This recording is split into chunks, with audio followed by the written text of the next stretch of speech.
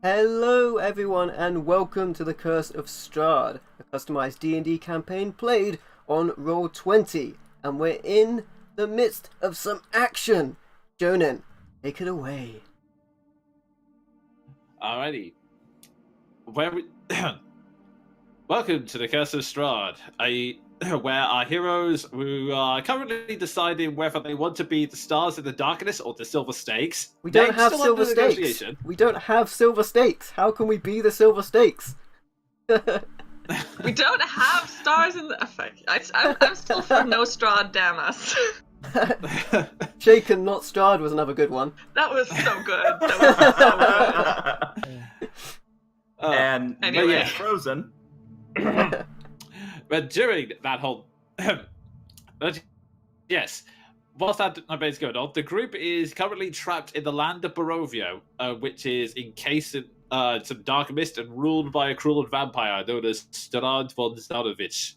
To defeat him, the group, following the advice of a fortune teller, entered the mysterious old manor of Argon Vostholt in order to claim a sword that might be able to defeat him. However, they learned that the manor used to belong to an order of knights known as the Order of the Silver Dragon, which indeed was actually led by a silver dragon. Clue was in the name, I guess. Unfortunately, so far they've been exploring the manor, but the original occupants have already they've encountered them and negotiations have failed. And currently, after being careful to avoid all traps, they now find themselves trapped in a corridor, as indicated by the red line here. The wall is our stone wall has now come up, sealing them in the corridor, and they're now surrounded not by revenants, which they've encountered previously, but strange, ghostly warriors who have taken offense to the group's invasion and the fact that it's currently wearing one of the tapestries of their great leader as a cloak. Oh, this thing? Never mind that. Never mind my cloak. And Some people just have no sense of fashion. I know, right? And on that note, I would like you all to roll initiative. Oh, everything's fine. This is fine. The room is not on fire around. Oh, we're starting off strong. Again. Starting off Strahd. I Come see what on. you did there. We all rolled so badly except Seth, who rolls amazingly like always. I still have to. Where the fuck? I'm sorry, I Someone- didn't open my character sheet yet. Initiative. Okay.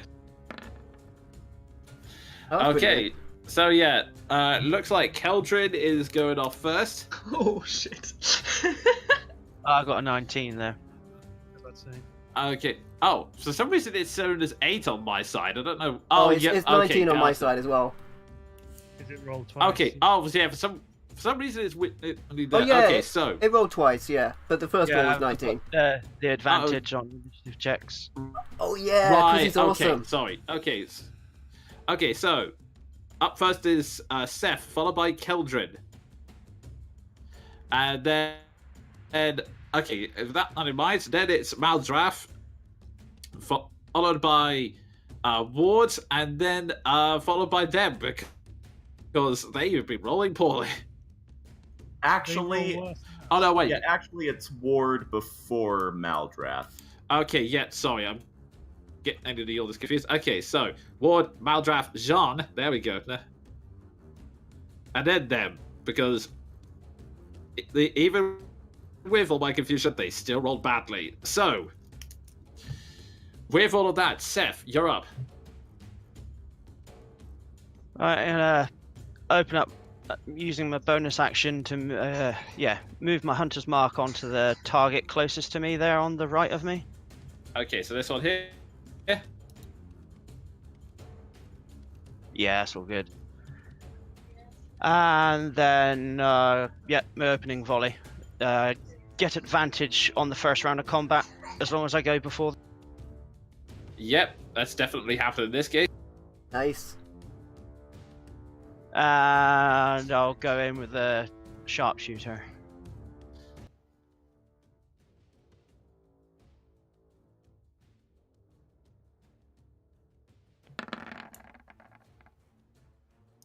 Oh boy. Okay, that is definitely a clean hit.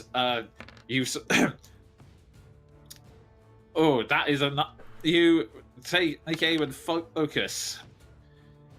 The world goes silent for a moment, almost as it even sound. The world goes silent for a moment as you give focus and you shoot right at them. However, interestingly, good. You're using the flame arrow. Okay, in that case, the blow goes straight through the darling ghastly. Oh, which echoes around it, and he takes 25 points of fire damage. Oh no, 27 with the yeah, hunter's with the mark. hunter's mark, yeah. Yeah. The flame acts like it seems to for a moment catch fire to the ethereal substance that's keeping them together, and it manages to close its hole, but you can set it's already looking much weaker already. So yeah, that was a very strong opening hit. Anything else you'd like to do? Or? Yeah, I'll line up a second flaming arrow and attempt to make the hole a bit wider. Okay.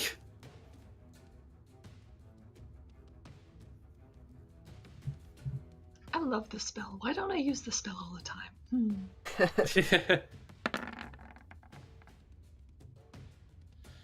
That is wow. yet another clean hit. You aim exactly the same place. And let's see. Yeah, you aim in a place with the fire arrow again, causing it to.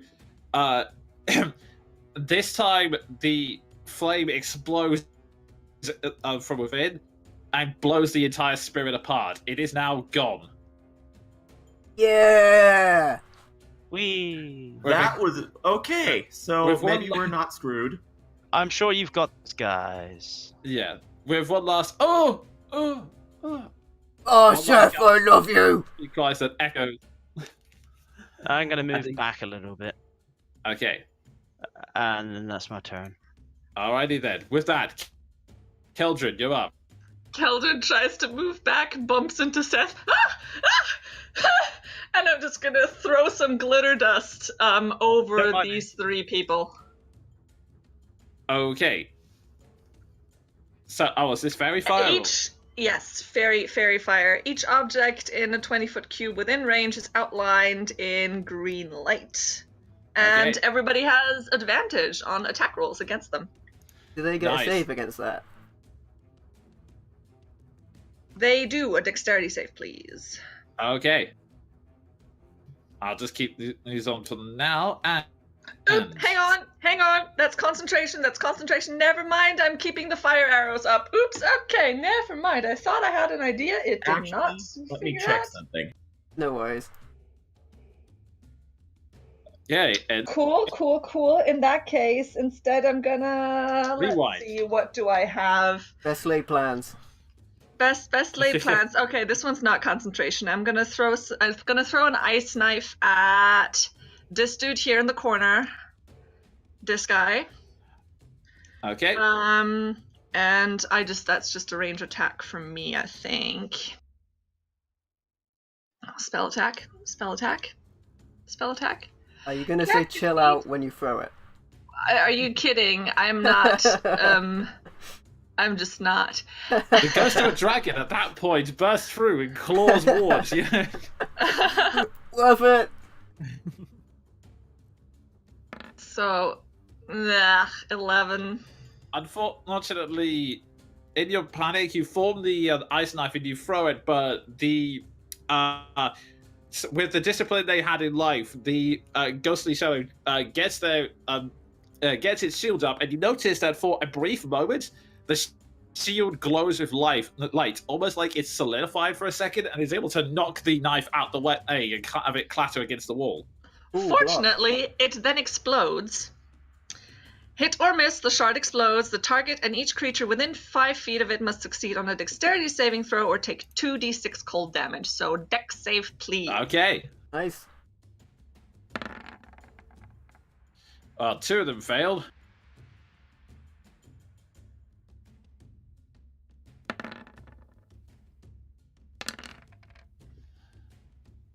Okay, hey, I'm presuming the 13 is below the spell save, right? Yes. Okay, Right. and they take like 7 points of cold damage. So as they throw the knife, he bashes it against his shield. The instant it does, it explodes, and the ice shards catch them by surprise and just hit them all directly in the face. They all take 7 points of. It's All not right. the worst damage, but it's enough. Anything else you want to do on your turn, or? Cower. That's my turn. Mood. Okay, in that case, Ward, you're up. All right. These are definitely different creatures visually than the ones we fought previously, the Revenants. Yes, the Revenants, they had like zombie-like bodies, like they were ghost possessing corpses. These are straight up ghosts. Okay. Would Ward have noticed them healing up as Seth attacked? Yes, they would. Although, you know what? Give me a quick knowledge. Knowledge roll. Okay. So intelligence.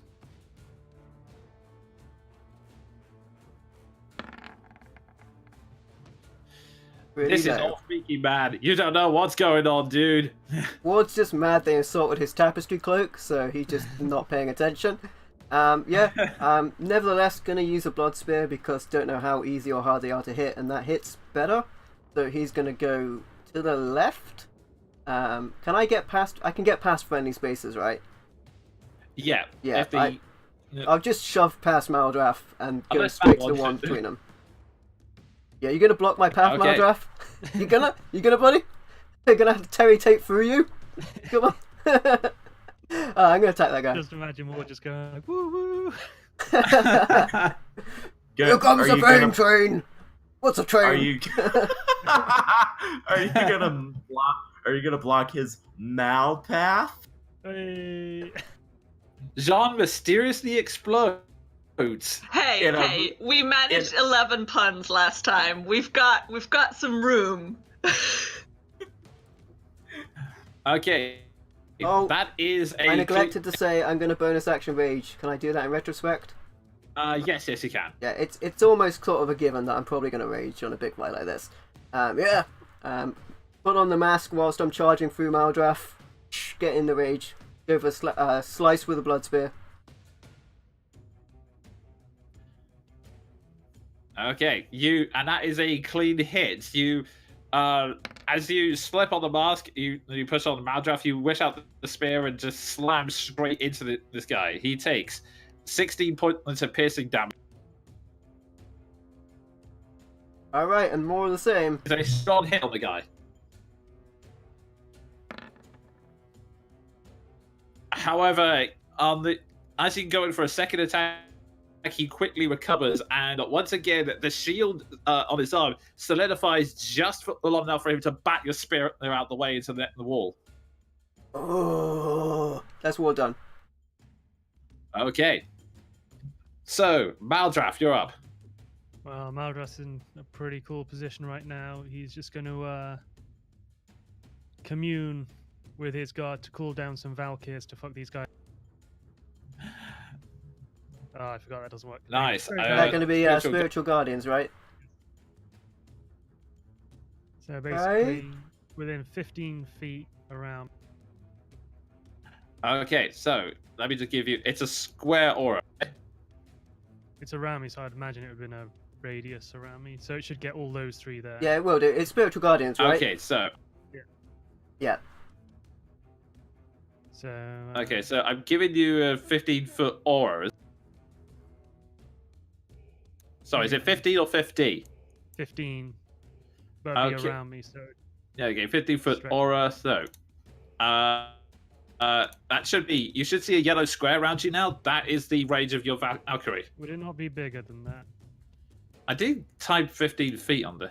It's a radius around them, so A it's like second. 15 foot both sides. So it's technically 30 foot. We've gone through this before. It's really weird wording. There we go. Okay. There we go. So, like, if I might say something which is like out of game but a bit cheesy, if you wanted to, Maldrath, you could cast it there. They would be in the radius for the first time, take the effect, and then you could move like a couple of feet to your right, and it would hit the other ones. And then you can move back. Yeah, but they wouldn't get them again, but the first time they're in the radius, and then if they start in the radius on their turn, it hits them, so you can do that. Well, I'll leave that It is up to, cheesy, though. So. decide if that is in the spirit of the game. That is I quite mean, right. In theory, it does seem cheesy, but it's a strategy you can do. So, Like, Maldrath would probably know this, being it's his, like, ability. That's why I'm putting it out there. Yeah, I'm I just did imagining. think that I could do that, but I thought that might be a bit of a. That is Yeah, totally a bit of a fair. cheese It mechanic. is cheesy. Like, it is. yeah, it's Yeah, entirely, I'll- it's entirely up to you, dude, because it's a strategy it's a strategy that could definitely work. So, But Yeah, if you'll I'm allow just it, a- then that's what I'm gonna do. yeah, I'm it's just not imagining- metagaming in a sense because it's your character's ability, and it is a rule that we're not breaking in any sense. It does say it's when they enter on a turn or start their turn, so Yeah, it's not it's a- both.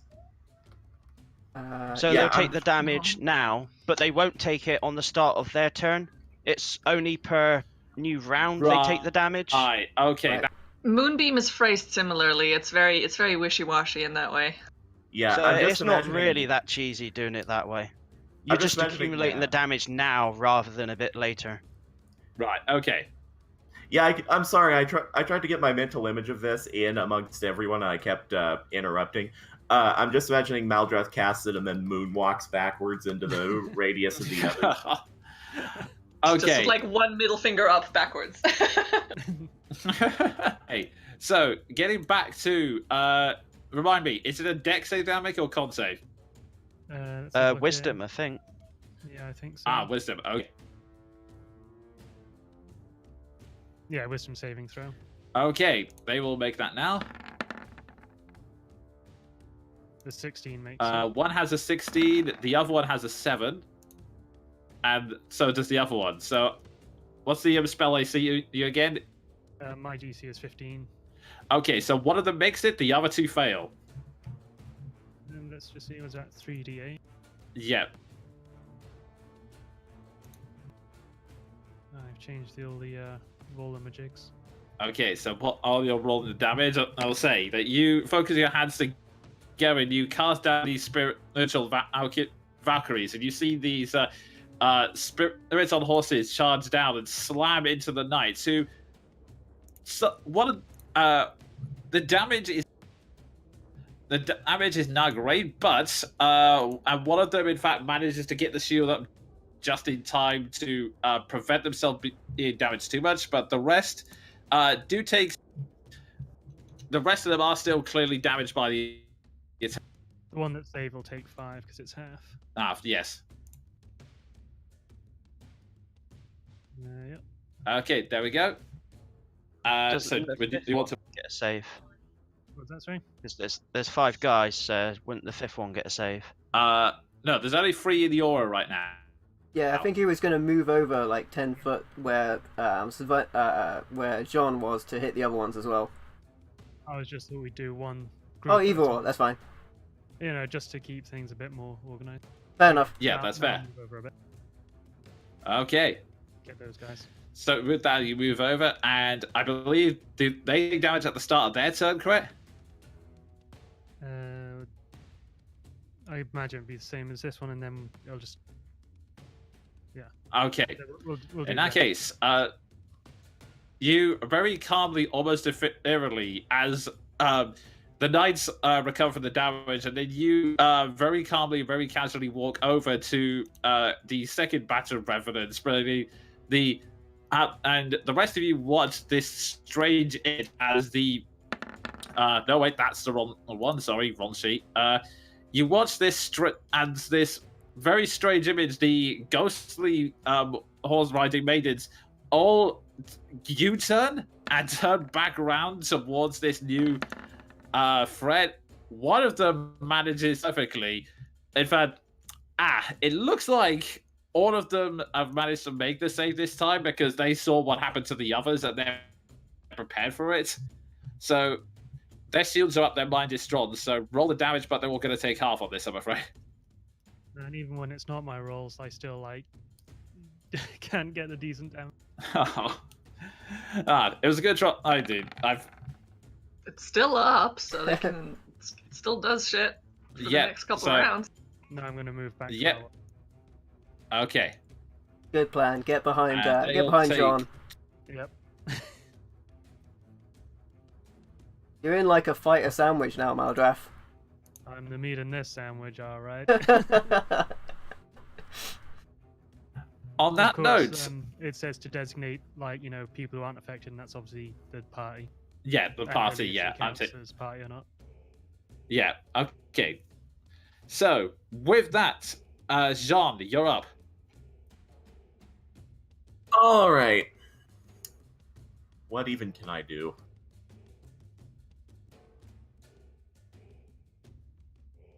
Kill 'em all, Sean. I believe in you.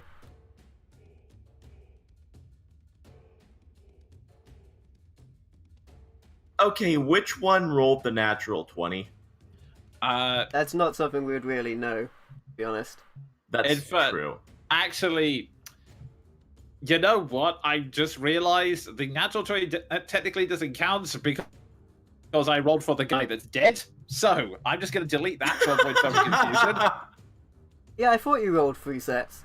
I Yeah, thought they were but- all dead. They're ghosts. Oh, what I mean. Okay, one of them's been exorcised. Let's put it that way. Okay. Exorcised by arrows and flames. Okay, so Sethicized. I'm sorry. I'm not. okay, so Jean, you're... I don't really want to move from this spot, because if I do, there runs the risk of a ghost swarm. Having said that, Okay. you know what? I'm gonna move up here. I'm going to attempt to attack the guy directly in front of me and hit him with unwavering mark. Okay. Actually, no, I can do that. I'll just save the rest of my uses. Okay. That's a 23. That hits. You charge in straight out for the attack, and it tries to raise its shield, but it's not fast enough. You strike it square in the chest. Roll your damage. 10 points, probably reduced because they're ghosts. Yes, you notice that as you swipe through, it's kind of like the ghost you fought way back when. For some reason, your sword's not doing as much damage to it as you thought it would. A blade kind of wraps around it, so not. Oh, it can. From as far as you can tell, it did damage, but not nearly enough as not nearly as much as Seth's arrow. Okay, I figured as much. However, it is now marked. It has disadvantage on attacks on any creature that is not me. And I would like to add to that I actually back away and absorb their reactions. Okay, yeah, both of them are gonna make attacks of opportunity on you. It should be noted that I'm walking away doing this behind my shield. Okay, thank God. Well, one of so one of them, if it was advantage, they would have had that 20, but no, just a 19 and a 15. Yeah, the 19 hits. Okay, so one of them again, likewise with the shield, their sword lights up for a bit and manages to strike you across the chest, and you feel like you've actually been cut. To become a blade that nicks you across. You take 10 points of force damage.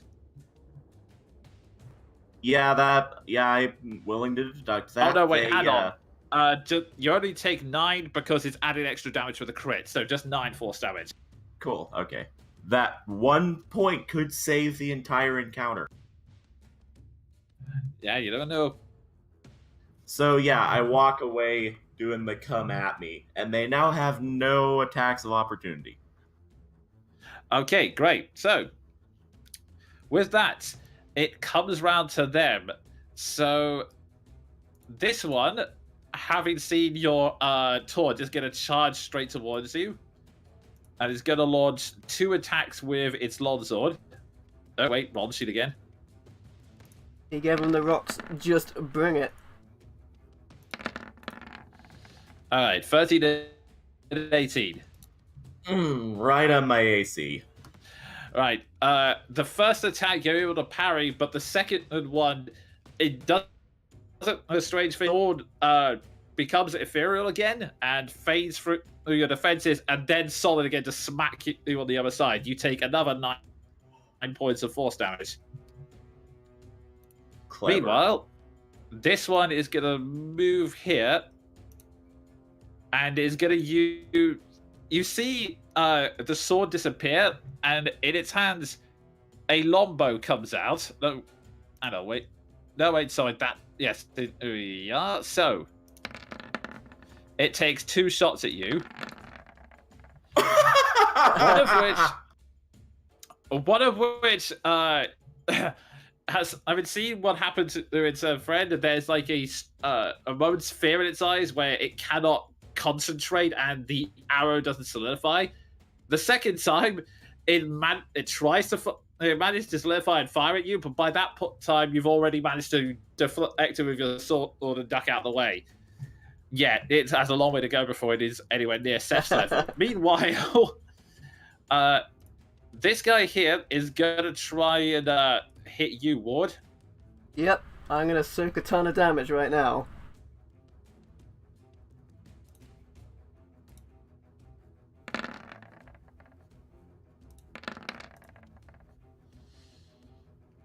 Okay, so the first attack is 9 and 7. Okay, so he tries to come in with the solidified sword, but you easily knock it out of the way with the spear.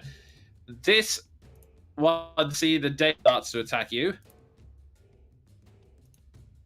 Nope, wrong guy. I need to minimize that. Because there's going to be so many problems.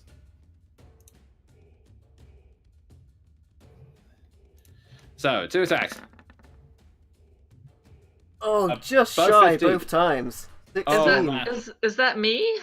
No, it's Okay. This one's attacking Ward, and he's managing to block it 2 times. This guy, however, comes round here and is going to take a shot at Maldraff. With a bow again, is it? What was that? With a bow again, is it? Yeah, with the bow. Alright. Oh, cheeky motherfucker. And okay, one of them, even with close quarters cover, because Ward is kind of big, he still manages to land a hit on you. I presume your AC is below 19, right? Yeah, it's 15. Okay, so he manages to strike you. You take 6 points of force damage, and you need to roll a Constitution roll to keep your Valkyries up. Constitution saving, yeah. Can't save, yeah. Oh my god. Smashed it, no worries. Just about Nothing made phases it. Only good roll of the night, get it? Nothing phases Maldraff, even being attacked by ghosts of arrows. In fact, probably this is something you've trained for, so if anything, you can do this in your... And with if that You just before you just Steve Austin pose as the turn comes.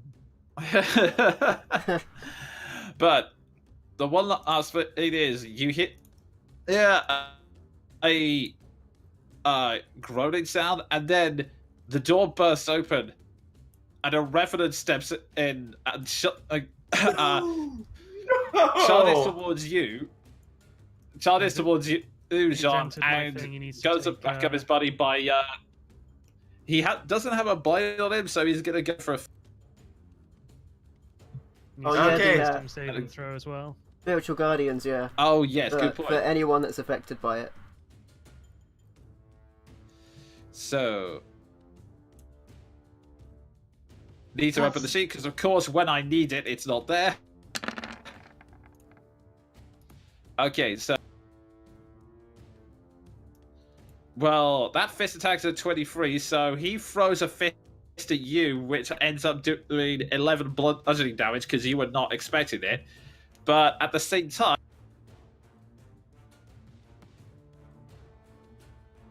he has to make a wisdom save. And is 16, so it looks like he succeeds. Yeah, But just if you roll could just some roll the damage. damage. Also, an affected creature's speed is halved in the area if that does anything. Okay. Oh, he used it to you anyway, so. 3d8. But that's good to know in future, thanks. Did the phantoms take damage at the start of their turn? Yeah, I was just about to ask. No, they did not. That's a I'm angling for It's the anything. same. It's the same round though, Yeah. Oh right, I see, Good I point, see. yeah. because So the next round round they would. starts with my turn. Oh, Yeah. okay, but it says like the wording is, or it starts its turn there. Yeah, it's or not and. Okay, So so it'll come next round, will it? Yeah. yeah, it will Yeah. come next round. I see. That makes sense. Okay. So you've Yeah, got 8. so 17. Let us know in the comments. Uh, The spells try are to be civil, confusing. for the love of God, try to be civil. So he takes 8.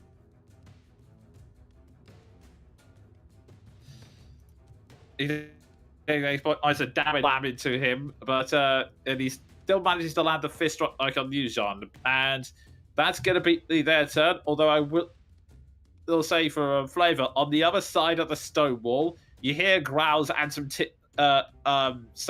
scraping stone sounds as Lily transforms into werewolf and is trying to smash through the door to get to you guys without much success. Aw, that's so sweet. Got to wear down Okay. this wall somehow. Wear down. I like it. Seth just see mysteriously Odin turns disconnect. into a ball of fire. On that note, Seth, you're up. I'm gonna put my hunter's mark on the revenant in front of me. Okay. And I'm gonna point out to the spirit and be like, "This is how it's done." Nice. Yeah, but using flaming arrows, I'll take a shot at him. Okay.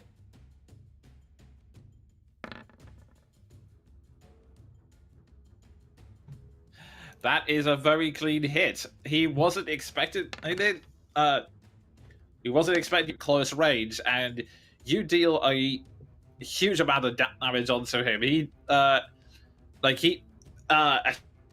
huge chunk actually falls off the possessed corpse. So he's still standing, but he's not going to forget that shot. Or the second one.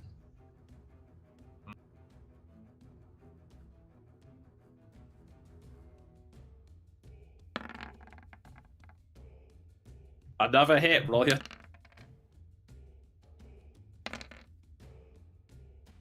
Yeah, the damage comes in thick and fast. As you see, he takes.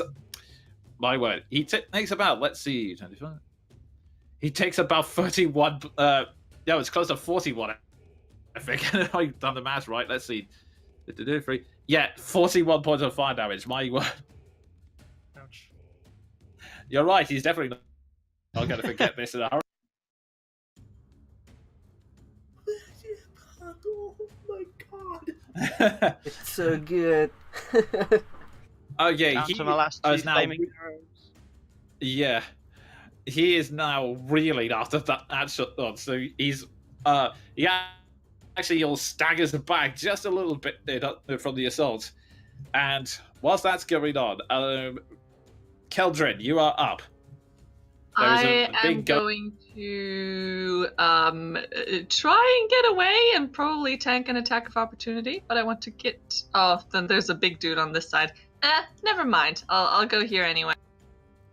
Okay, so as you leave, the spectral knight swipes his sword at you. I like to imagine like Keldrin runs in that direction and then sees a revenant. It's just like, oh Yeah, shit! it's like, shit. That hits. 15. That hits. Yeah, as you run, you get slashed across the back by the ghost, taking 9 points of force damage.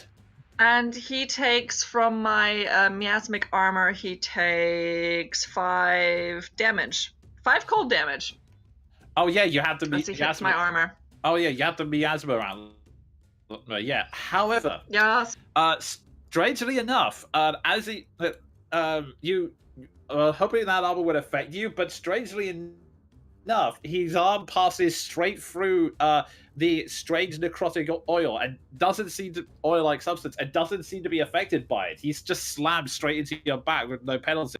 Mother bitch. Okay. That's so gross. Oh my And goodness. I'm just gonna give you a mark just to remind myself that the miasma armor's on. A black one. There we go. Unfortunately, there are no black maybe ones. yellow. I was That's- looking for that. That's fine. Okay, that's cool. Oh, I can live with that. Well, that's my temporary hit points gone. Or should I still keep the temp hit points in case something else hits me?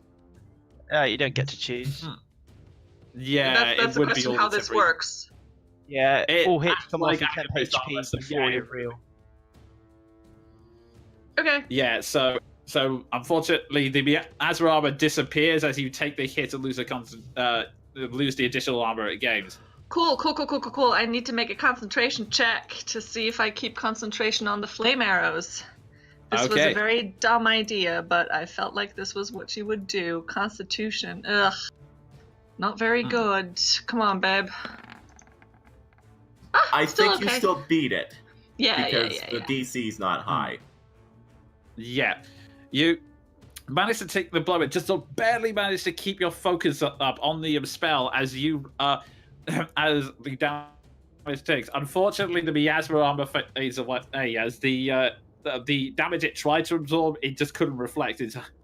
Cool. So that hasn't actually been my turn yet. So I'm just gonna see this new dude in front of me squeak and like throw a teeny bit of flame in his face. Just cantrip. Just a cantrip. Yeah, But I'm gonna try. Poof. that is a definite hit. Roll your damage as Cool. he's still reeling from shot, and as you're still reeling for your damage, you turn and go throw it, which then hits him in the face, and he goes 2d8. Hang on. Everyone's surprised. And roll. It's just It's like a regular Monty Python skit. Ooh. Oh, that's lovely. Yeah, this revenant is not having a good day. Fire in his face. And that's my turn now. Okay. With that, Ward, you're up. Hey, Ward is glad he doesn't have complicated spells and he just needs to hit stuff. Makes perfect sense it being the same round on that Spiritual Guardian. So, anyway, Ward is going to move to the only free space available. It looks like, on the surface, it might look like I'm putting Maldrath in the face of the fire, but honestly, like, if those ghosts moved up, he would be in range of 2 of them anyway, so this way I prevent them coming to Seth and Keldrin, so it makes perfect sense. So I'm going to step into this space. Appreciated. I take an attack of opportunity. Yeah. 2 of them. Oh yeah, 2, yeah. Ah, yes. So, the spectral... the spectral... Only one of them hits. Yep. So, that on... you might actually get a slight... One of the blades nicks you as it comes in with a thrust. I forget if you're resistant to force damage and rage. My aspect of the bear means I prevent anything except psychic. Awesome. In that case, you take 2 points of force damage. So it's just a slight nick as you move in to protect from these guys as they come in. Excellent. And then I will use my blood spear on the guy in front of me. Righto. Turn him into a blood NATO. And that is a hit. The nick threw you off a little bit, but you managed to react quickly just enough to frustrate it. I can re-roll that one. Okay. Much better. Yeah, definitely much better. Okay. And I will do the same again and try and chop him up into little pieces and turn him into a blood tornado. Okay. Ooh, super low. Unfortunately, he manages to deflect that attack. He stumbles as you thrust straight through with the spear, which I will say, based on your experiences last time, the spear seems to be working much better than your sword was. You then try to follow up with a second one, but this time he manages to solidify his shield and knock it away. Yeah, it comes to mind with Ward's background. He would have some knowledge about how to tackle this kind of enemy. Yeah. So you, with your background in mind, you manage to figure out that the spear is somehow enchanted, which means it seems to be doing regular damage to these ghosts, more damage than your swords would. All right, that's Ward done. Okay, with that, Maldraff, you're up. Not that I've had much luck with this in the past, but I shall try a spiritual weapon. Okay. We believe in you. That is a hit on the one that comes up there. So real quick, actually, is that a concentration? It's not concentration. I Okay. did check. No, spiritual weapon's free of that, fortunately. Okay, hey, so with that, 8 points force damage. Okay, so the blade manifests here, and I'll bring up a token and manages to strike this one directly in the back. He takes 8 points of force damage as it attacks him unexpectedly. So, anything else you want to do? Yep. I will use my chill touch on that one. Okay. That is unfortunately a miss. You reach out and you try to grasp him, but unfortunately, he manages to phase away. So your hand just goes right through him and then out the other side. Does something happen with the spiritual guardians? On their turn. That's Oh, on yeah, their it's their turn. Yeah. Okay. I know 'Cause it's they super start their confusing, but turn I think we inside know of it. how it works now. I think we're all Cool, cool, good. cool, cool. We're getting there now. Yeah, that'll do me then. Okay then, John, you're up. Okay. I have officially dipped below halfway, so I'm going to unload on the guy below me. Okay. 2 19s. Okay. The guy below you, both of them hit. 21. So 21 in total. Okay. You strike the guy who managed to quite literally sucker punched you earlier, and he that is another huge chunk. He is looking battered and bruised. Well, not so much bruised. He's just looking battered, and bits are starting to fall off him at this point. He is really another strong hit, and he should be down. Okay, I'm going to maneuver this way. And with advantage with Seth, action surge and attack him again. Nice. Rocky music plays in the background. 24 and 27. Both hit. You floating like a butterfly, sting like a bee. You pound the blades, both attacks straight into him, and you think you've almost got him. Almost, in fact, you managed to hit him against the body. He stumbles backwards, and then snaps forward, haggard and clearly on his last legs. You're amazed the body's even keeping together at this. He growls, "You disrespectful! I will kill you!" Unfortunately, it comes round to their turn. So, first off... And on that note, I will be back. Okay. Maldraff, if you could roll your spiritual guardian's damage for me. Yeah, 2 seconds. Just up to yeah. I think he gets everyone except the guy on the far right.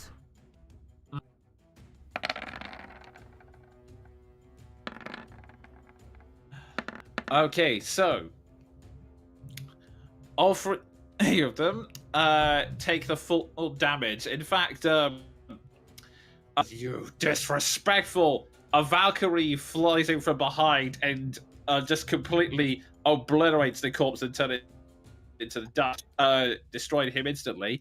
And meanwhile, another Valkyrie flies around to the one in front of Ward and takes him out in one fell swoop. And let's see. It also takes out.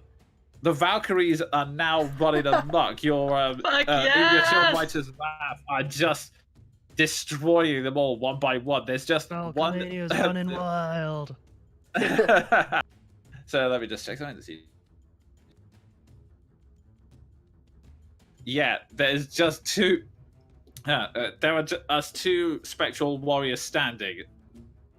This one is seeing the threat, is going to move straight towards you, Maldrath, and launches 2 sword strikes.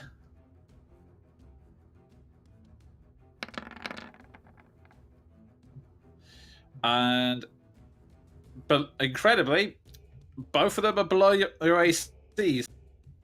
Your AC 16, right? Maldrath? Maldrath? AC? Yeah. Yeah? 16? Yeah? Buddy? 16? He's checking, he's writing. Oh, Mike has died. Uh-oh. Oh no! It wouldn't be roll 20 if we didn't have technical difficulties. 16, okay. Okay, so basically the comes in and swipes are determined to stop the Valkyries, but you just almost as Matrix style, just calmly and casually just dodge out the way of the Love it. attacks. And okay, and with that, this guy is gonna march up towards Jean and try to I think his AC is 18 wait. for Jean. Yeah, so yeah, okay, I can see that one frankly. So he's gonna come up and launch the 2 spectral swords, right? John's able to parry away those with no problem. And this guy, who actually, first of all, I need to do the 14 damage to him. Oh yeah, gross. He's no, he hasn't. That guy on the far right, he hasn't stepped into the radius. Yeah, He's still this dead. guy's. Back. Yep, you're good, Right. Maldrath. You're live. Hey. Okay. So, this guy is also going to do attacks on John.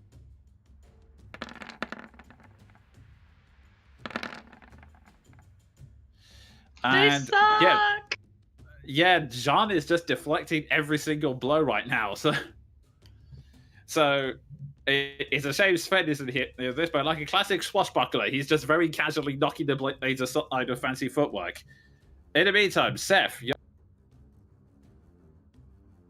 I'm going to move my hunter's mark on the one opposite me. Yeah. right up.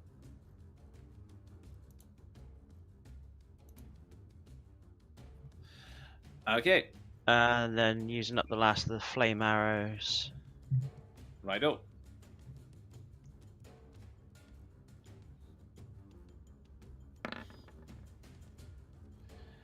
That is a definite hit.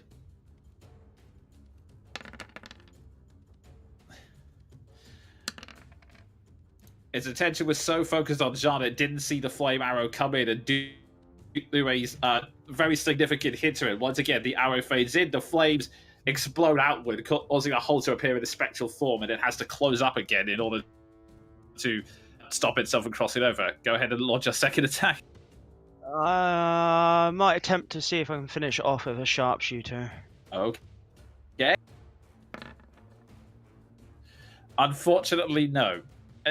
You fire again, but he's able to get his shield up and deflect it this time. Yeah, Still, that's my turn. Already. So...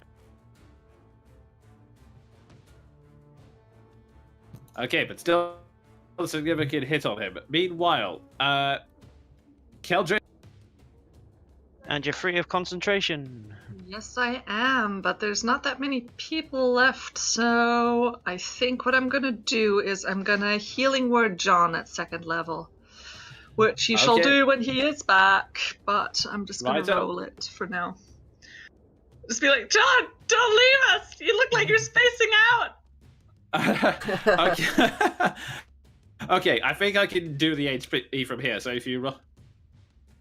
Oops, another d4. Hang on, sorry. That should be another d4. Ooh, Nice. So 12. So that's 12. Yep.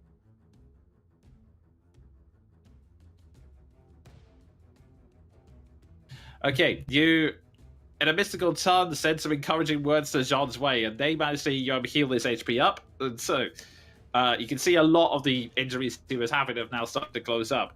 And with that, unless you want to do anything else? No, I'm good where I am. Thank you. Okay, then. Ward, you're up. Oh, hey, seeing the numbers fitting and there's only one combatant next to Ward, he's going to take a reckless attack of recklessness and go straight for this guy's face. Okay, go for it.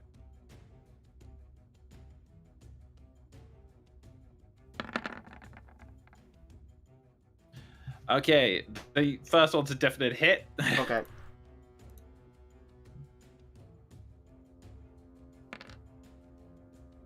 I can reroll that. Yeah.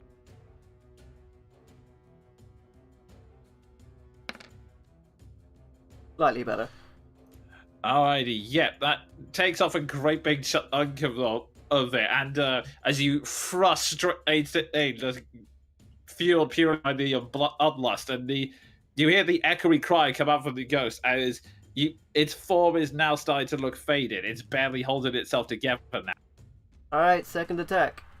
Go for it. Aww. That unfortunately is not enough. It just manages to get its spectral shield up in time to knock the spear aside. Oh, I just want Maldraff to look that much better than me. That's fine.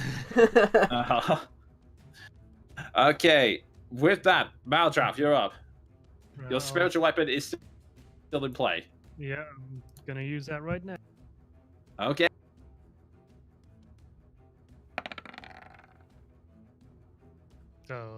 Unfortunately, not enough. In fact, I'll say that in the same move it uses to knock Ward's spear, it manages to spin round and knock your spiritual weapon behind it, so you prevent the attack coming in. That really messes shit up what I was gonna do.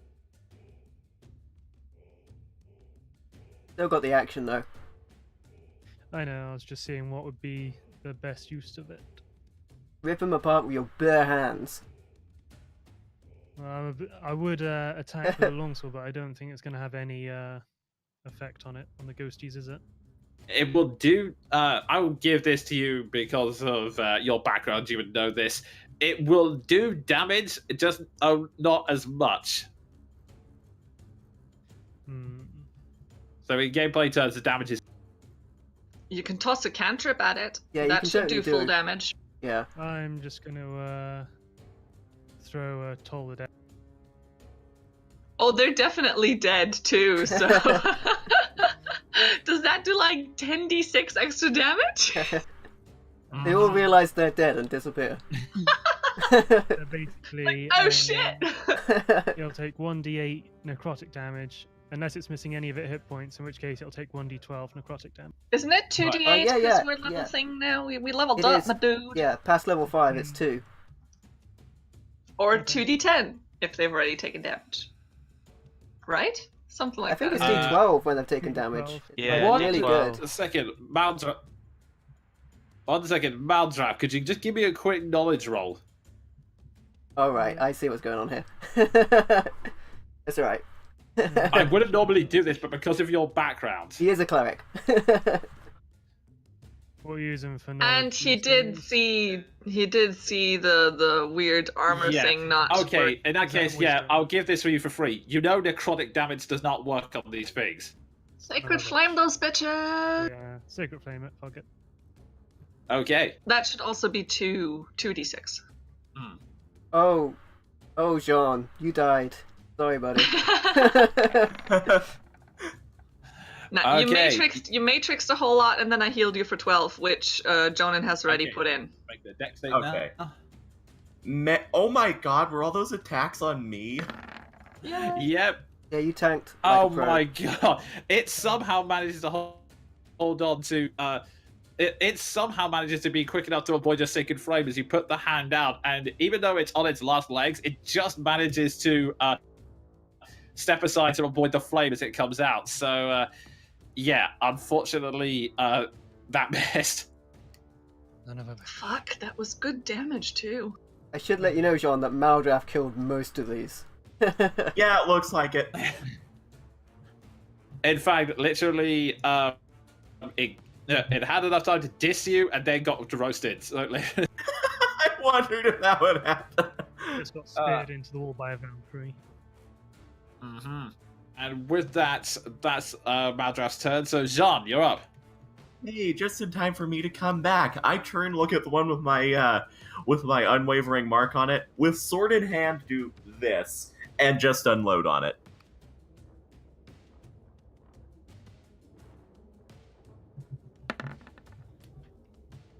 $15 and $22.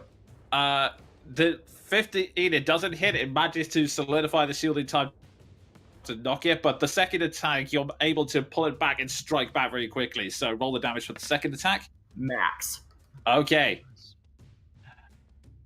So that's it. Yeah, that comes in. It's a strong hit. It's still on its feet, but like the other one, it's only just holding itself together now. Cool. That's all I can do, except move back here and get in front of Keldrin.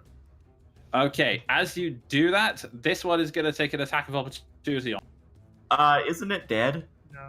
No. No, that's got a hunter's mark on it. Oh, okay. In If that you case, weren't- I'm willing to do that. Okay. Nope! And it still misses. You have amazing footwork right now. I am the amazing dancing Frenchman. I have a sword and nothing to lose. Okay, and with that, Maldrath, could you just roll the Spirit Guardian's damage for me? What was the dance Rene Dupree used to do? Like the French tickler? Was that what it was called? Where he used to do like a little, hop. French tickler. That I sounds think- like a sex thing. I Okay. think that's what it was called. So, with that... Okay, so with that, the Valkyries once again turn in and swoop in to attack. The one that was fighting the grad bot is slammed and then instantly disappears into nothingness. This one here, it gets hit, but somehow, through sheer stubbornness, manages to hold on. And it is going to try one last desperate attack against you, Maldrath, since you're...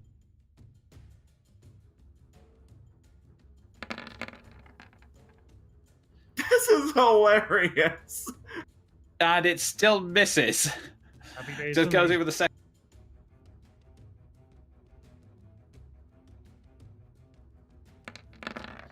I've got to hit it twice.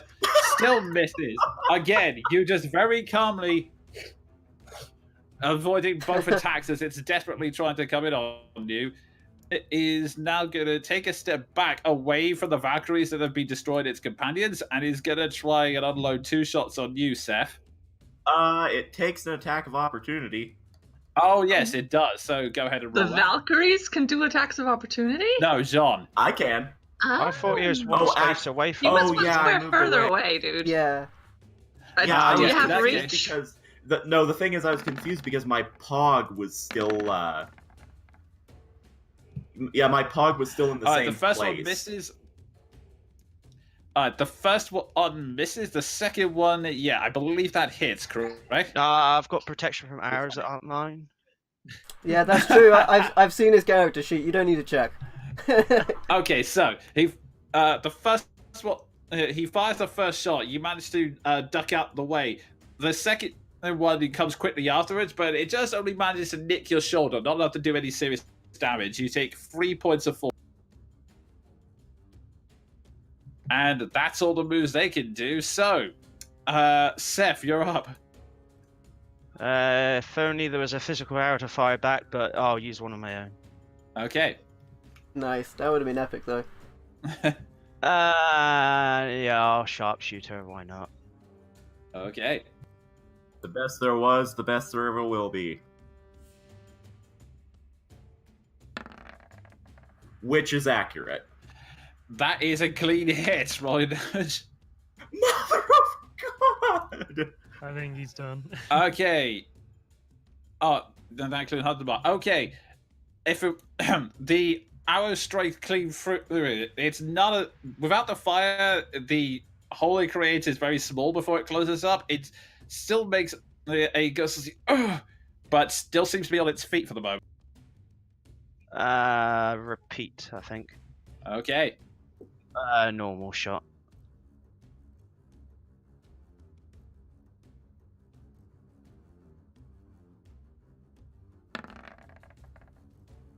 That is a clean hit. Roll your damage. And another hit goes straight through it, and again, through sheer stubbornness, it's the only reason it's alive at this point. Alright. Okay, with that, Keldrin, you're up. I'm going to peek around Jean at like knee level with my height, and just gonna pew toss a cantrip at it. Okay. This guy.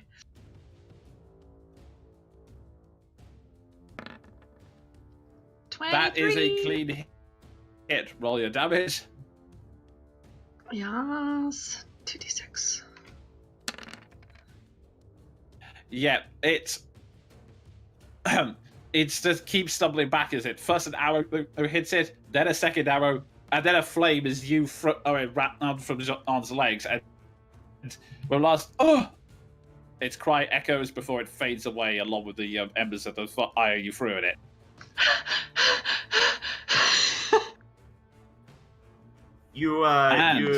You hear from head level above you just a very panting. Nicely done. Thank you, Seth.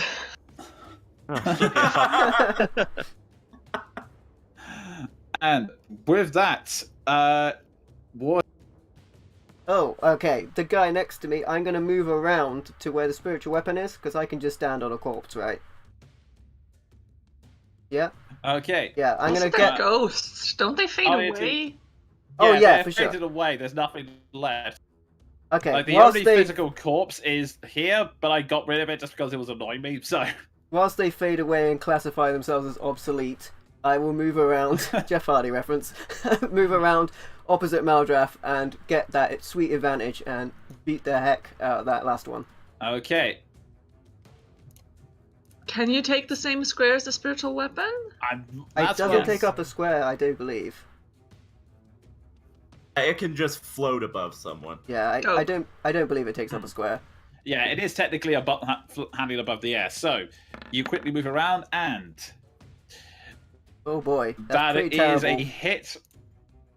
And I'm gonna say it's with your modifiers. I'm gonna say it's academic at this point, as you just very swiftly thrust the spear in behind it, and with one last, the ghost stumbles across, then hands its head in shame as it then fades into nothingness. The Oh, last wow. ghost in this area. Whilst I still have rage from this battle, can I attempt to break through that stone wall while I still have advantage on strength? I want to like Kool-Aid guy to Okay. smash through it. Go ahead and make me a dex saving roll. A dex. If it's dex, I can't do it. I want to strength just bash myself into it. No, make me a dex. Oh, now I see what you're saying. Okay. You'll find out what I'm saying. Oh no, I know. Don't worry. I know what you're saying. Oh yeah, it's fine.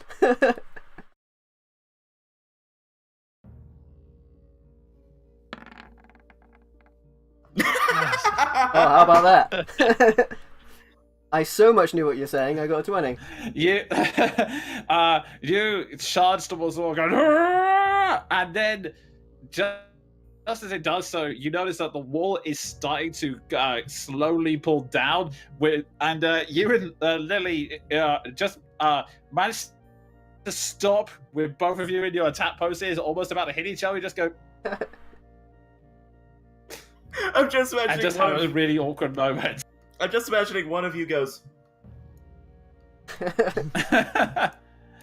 Lily just goes, and starts shifting back into a form. I was about to give you a rousing battle cry. Let me smash. Oh, It's God. fine, because I had assumed for some reason the floor would open up beneath and I'd just drop. That's cool. Alright. Yeah, it's Avoided. just that now the battle is over, the wall has come down, and you hear a click as the doors unlock. Nice. And so, once again, silence falls upon the manor. Even the Can creepy we- music is failing to kick in. I'm gonna Didn't scarper the and pick some dragon- arrows up. The dragon said that we should talk to them, and there's another. I just kind of nudge the remnants of the revenant with my foot, and that's another one we didn't talk to. Oh, He we didn't kind of seem did. very talkative. We spoke to them with our weapons, I guess. I'm sure he said to free them. Yeah. We kind of freed them. Yeah. To that effect, I sheathe my sword, draw a torch, and light the revenant on fire. Are we?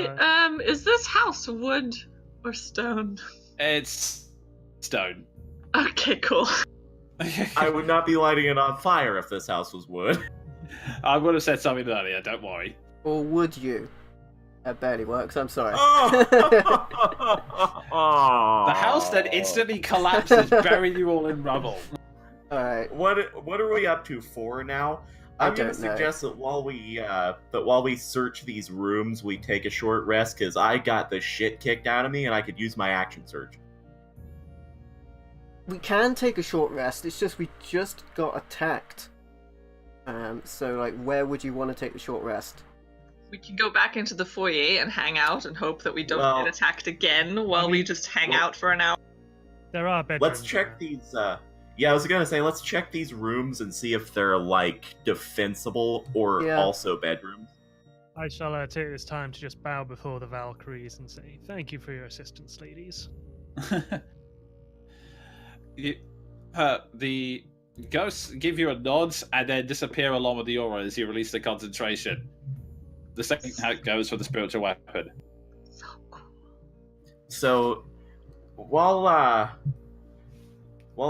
on the thought, is anyone willing to help me with investigation checks? Yeah, I can. As the sound It's- of victory comes in, Ward's gonna rock up to Maldrath. Maldrath! You were not terrible in that encounter. Just want you to know. Did seem to perform a little bit better than my previous, so I mean, thank you. And with that in mind, I would like to award you this cloak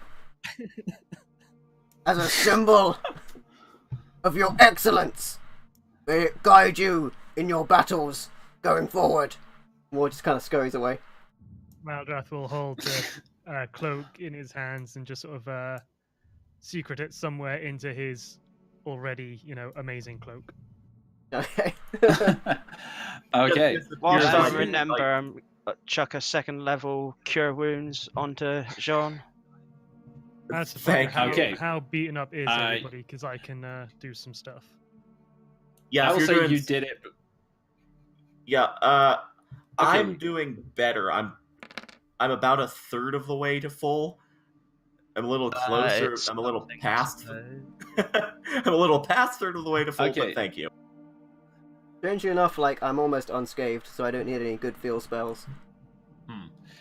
Alright, Seth, you managed to land a small heal on to John, but John's moving away in order to investigate the other room, so he only gets a small amount of what he would have had, so you get 6 healing points. And John... Yeah, Yeah, it was your you know- fault, not mine. And as you move into that room, John, I will give you the description. Tattered and faded drapes cover the windows of this circular room. An empty torch sconces line the walls. Broken bunk beds and armor stands are strewn on the floor. All right, I will investigate the armor and crap, unless someone would rather that I assist them for advantage, because my intelligence sucks. I've got a score of 4, so I don't know if yours is higher or the same. No way. Absolutely no. If you have a modifier of 4, yeah, you're way higher. I have a modifier of 0. I've got 4 total. What's an intelligence modifier? So yeah, I think that means Seth leads and John helps. Yes. All right. With the others' help, you begin to investigate this room, and you suddenly notice something. You investigate. You notice on a wooden coffer that's had a lot of rubble strewn over it. You find within it a smaller box, which doesn't seem to be open, unlike the rest. You open it, and you find it contains 4 bottles with. Anyone who wants to can make an Arcana roll. With disadvantage if you're not a spellcaster, Asta. I can give it a try, but I don't think I have very much. Plus it's Arcana. Ugh. Yeah. You. Straight up no arcane casters. No. I mean, You I are could not try. 100% sure.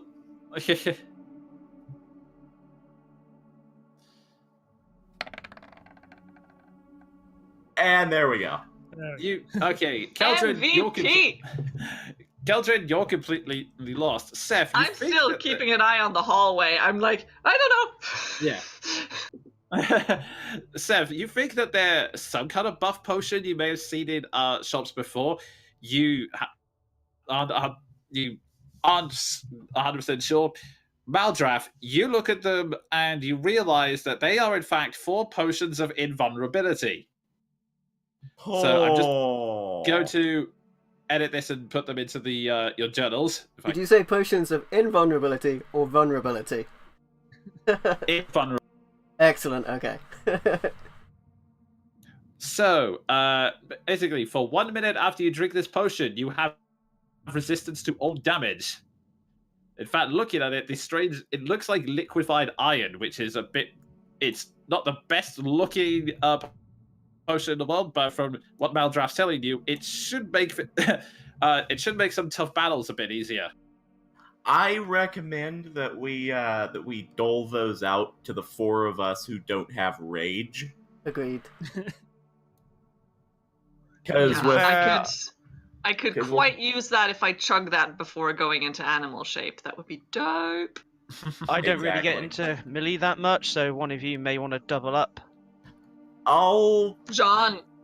Yeah, that's what I'd Yeah, say. yeah, I was gonna Got hit a suggest lot last battle. Keldrin because she has out. Yeah, that's true. Yeah, I'll Like, the take thing the is, 2 what if no- how I'm fighting till now is I'm firing out all my spells, and then once I have none of those left, I go into animal form. That's And Kind of reasonable. that's my battle strategy for now, so it doesn't happen as often. on the note of last battle, actually, Ward will rock up to Jean. Well, this room seems defendable. I noticed you got smacked in the face a lot whilst we battled. If you need to take a rest before we continue, I want you to know there's no shame in doing so. And just deadpan, Jean replies, "Thank you, Ward. I may take you up on that. I'm feeling a bit better thanks to our companions, but I would rather secure this floor first." As you wish. Just don't get yourself killed, okay? I'll try not.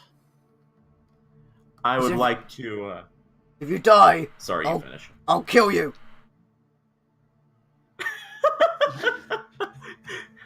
Jean considers it and adds, "Were we in any other place, that threat would not make sense."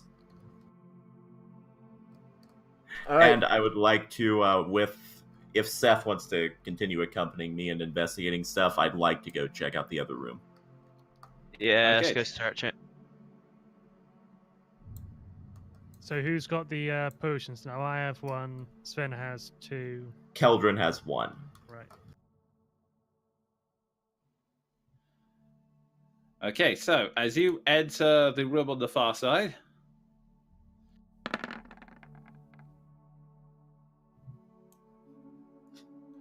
over that investigation.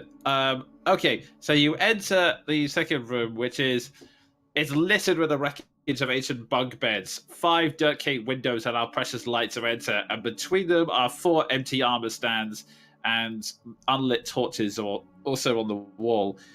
So unlike the last room, this is completely empty. In fact, it seems to be pure luck that the 4 potions were mixed in amongst the wreckage, so that's probably why they weren't looted like everything else. I've played a lot of Zelda. If we light those torches, a chest will appear in the center. Or if we just kick all the empty armoires. A living armor comes out and attacks you. No, joking. I would like to light the sconces and then like take the party up on the short rest, because I can get back to full, I can get back to max tank, and get my action surge back, and I think I'm gonna need it. Okay. You light up the torches, and there's a brief moment of anticipation as you go to light the last one. And the spirit comes out and goes, "Hey, listen! Hey, listen!" Everyone shoots it at Nothing once. happens. Shoot it in the big glowing eye. Oh, you don't say. Ward will take guard outside the room, if you want. Yeah, I mean, you took literally the least damage, so. Yep. Okay. You all take this brief moment. Just take this moment to rest and catch your breath. Ward, as you stand guard, nothing seems to be out of the ordinary so far. You occasionally hear whispers, but nothing in concrete. You begin to, and you decide that if you investigated every whisper, you'd go really paranoid at this point. Oh yeah, certainly. So Is this- while we're Sorry, is this like Randy Orton whispers, like they're in my head? Or like, are these whispers from directly behind me, like the party? Or down the corridor? You don't know, so you decide not to ask. Okay. so Seems to be part of the strange ambience. Anyway, sorry, continue. while we're resting, do we have any idea of how to do the thing that the dragon said we should do? They don't seem to want to talk. Well, in the context of undead, typically, when one suggests to put them to rest. Yeah, It but these entails doing always what we've come been back. But these always come back. That's the whole thing, right? They just There must need be to find a body. something or someone that's anchoring them here. Maybe it's not just Strahd, maybe there is something else, and maybe that's what we can do to get rid of them, to help them pass on. Maybe if we find the grave of the original dragon, there's something we can do. Whatever the case, we should continue clearing this place out. If nothing else, we're hot on the tracks of that weapon, and I would like to find it before Strahd does. I wonder why he never found it. Don't mind me. I'm just gonna roll my hit die. Okay. And because we're short resting, by the way, anyone else who wants to use a hit die, I would like to invoke Gourmand. Okay. You're making us a snack. Yeah. So, whilst you've been discussing, Jana's been taking what little supplies you have and been making them into actually a pretty reasonable meal. So, remind me, does that add extra to the HP or? Whenever you use hit die, you regain 2 additional hit die. That sounds awesome. Wait, isn't Is it 2 for, points? For the Or... That's 2. I think it's 2 full die, actually.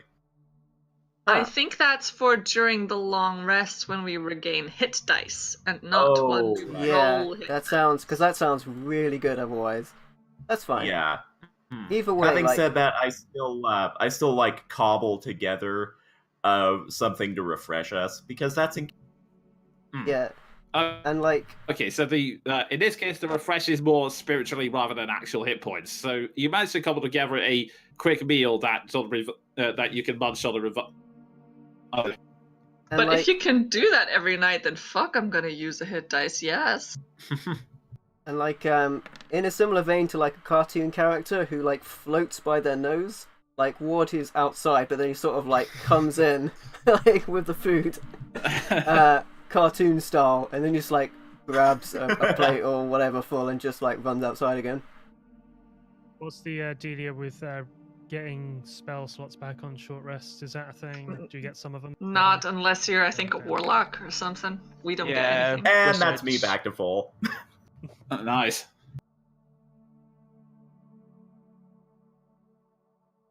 Alrighty. So you guys take a moment to rest arms, nibbling on the snacks John cooked up. Even Lily, although she kind of acts distant for a moment, like just hovers around you pointedly without actually saying it until you eventually give her some, which she goes.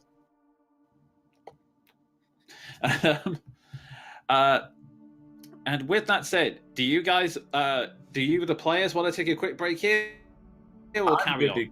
I'm good to keep going, but party consensus. I don't mind.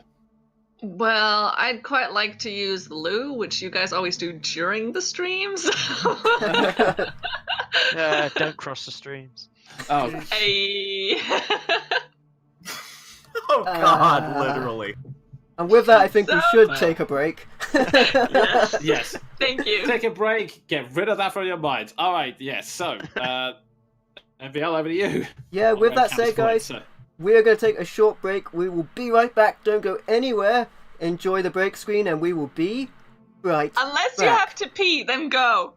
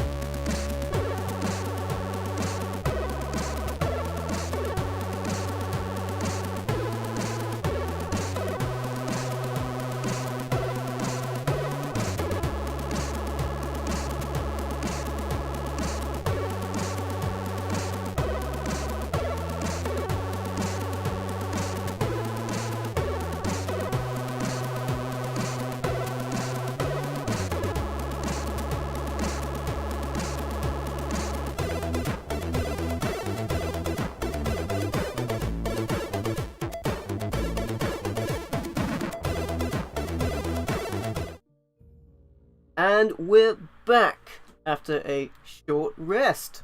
So, Joning, what's going on?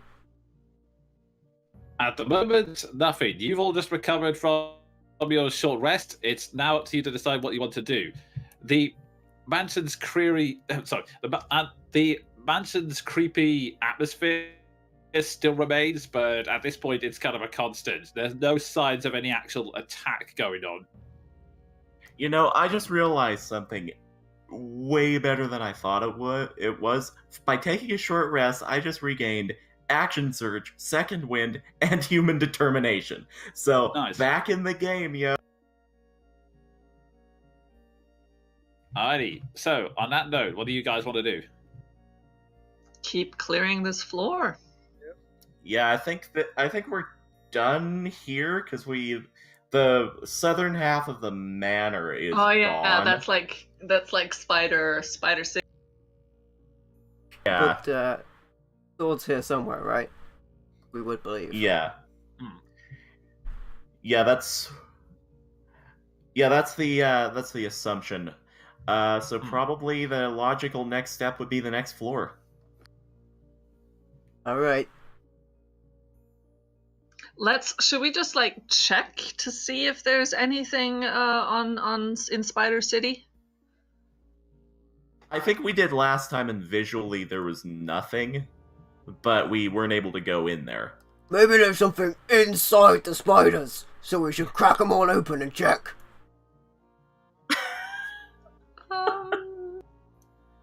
I was just thinking maybe that there's like just never mind. Well, you know what I think was weird? It was weird that the spiders didn't just attack us because we're food. They just stayed there. That was strange.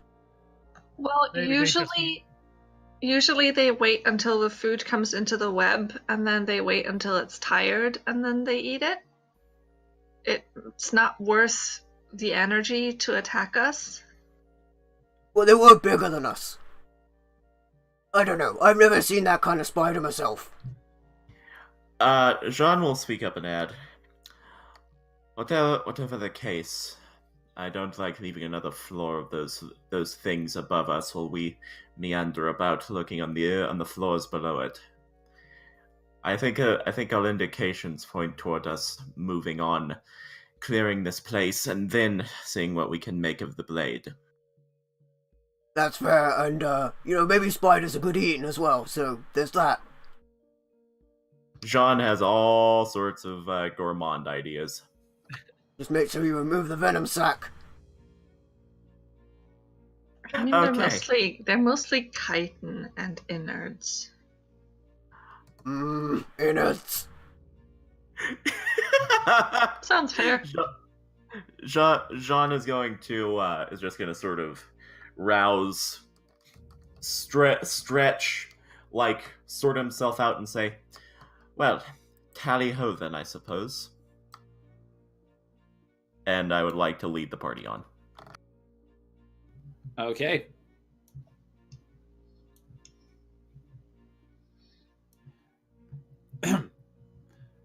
Alright, so you continue. So, which one did you decide? So the next, are you going to the rooms above the spiders or the next floor?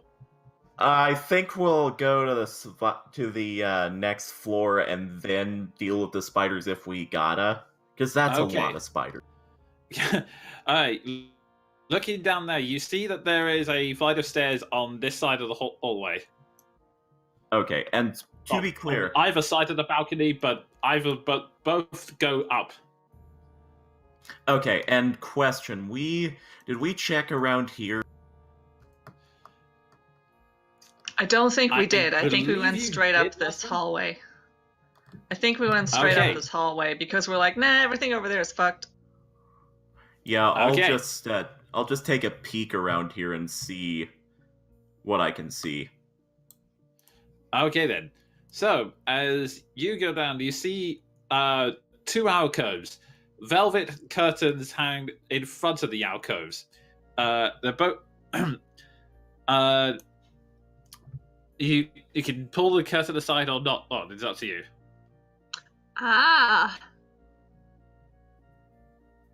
I'm. Oh, do it! I back away. I just. Yeah, likewise. I'm back here. I'm going to take cover just in this corner. Okay. And, listen, John. Look after It's gonna yourself, be okay? a window. It's just gonna be a window. Ward has a reputation of smashing through windows. Twice so far in this campaign. True. And Okay. to that, Jean will say, "Whatever happens, happens. Best Well, of luck to you." John, look after yourself, okay? You took a lot of beating that last fight, and you know I've already lost one friend so far. So just well, stop being so emotional right now, okay? Forget it. What goes for the curtain? Okay, you grab the curtain. You seal yourself, grab the curtain firmly, and pull it to one side. The alcove is empty except for the narrow windows. But let's see. Yeah, you continue to look outside. It is just windows, unfortunately. And as you turn around to do that, you get a message on your game screen saying Jean greatly approves. Unfortunately, in the game logic, it's kind of ruined by the fact that you still left the curtain open, Oh, so everyone can still see what you're doing. fair enough. War just acts like is that this didn't happen. Gets out. Is this a door or are these all just windows? That is a door, yes. Okay, so this floor is not clear. I'd like to poke the Okay. door open. Okay, you poke the door open, and also, Ward, as you step out, the curtain shuts behind you. Wait, what? That's shenanigansy. Ward's gonna I'm poke. back behind the corner. Ward's gonna poke the curtain with his blood spear. The curtain just sort of flaps and goes. It acts like a normal curtain. Hmm. Aha! A magic cloak! And he's gonna. Oh no! He's gonna pull the curtain Make me a down. strength check. Yeah.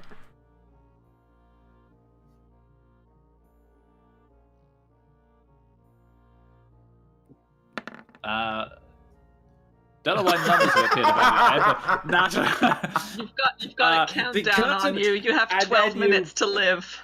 the curtain resists for a moment, a bit more than the last one, but you pull it fiercely, and it comes away, taking the entire bar with it. You now have a red. It's a red battered velvet cloak, but you now. Am I supposed to see numbers above my head? No, I have no idea what that is. Damn you, roll 20! I'm not too. Yeah, With we'll that- consider. You say you'll consider it. I won't because it makes my head hurt. Fair enough. Okay. In the meantime, whilst you pull down that curtain and we try and deal with whatever the heck the number thing is, Jean, you poke the door open and rainwater seeps in through the cracks in the ceiling and flows into a pool on the sagging wooden floor. The pool fills up bare stone shelves line the walls. So visibly, basically nothing to be had in this room. Basically, yeah. Investigation. We are a paranoia party. Let's do this.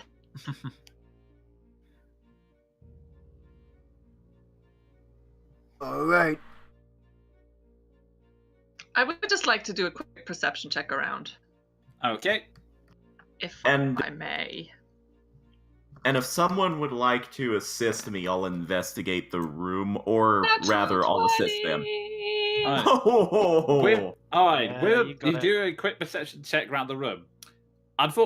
Two things occur to you. One, unfortunately, there is nothing there. Two, this floor is, due to the rainwater ticketing, is very soft. So if anything too heavy walks in on it, collapse. So basically, don't go any further into this room than you have to. All right, I back out. That's a death trap. There seem to be an inordinate amount of those in here. Have your numbers gone up? Ward seems to keep going indoors he's already been in because he's forgetful. Okay, this leaves a chapel where so you can see from the balcony down within it. And before you is another alcove with a red curtain. Another cloak. Can I dual wield cloaks? You just wear You it can on your dual front, don't you? Oh, it's like a tabard! You can make something for Andre. Can I make it into Yeah, sort of like Andre. a sash type thing? Because like Ward is essentially naked regardless, so like... You're just gonna make yourself a cloak. Yeah? Do I see anything in there? Okay, you Sorry. step inside the alcove, and it's you look inside it. First appears to be a strange bust. You then you look at it, and then a black cloth. It's covered up by a black cloth, though. It's on a white pedestal, so it's a bust of something. You don't know what it is. I see no issue whatsoever. Well, did the curtain close this time? No. Ward closes the curtain. Oh no! Oh, God, I'm not I buying it. don't know if he's joking or yeah. No.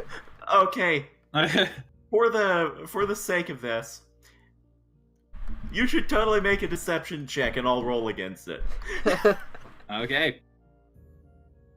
Do I get disadvantage because I just did the same thing? Yeah, disadvantage against Jean's Yeah. perception.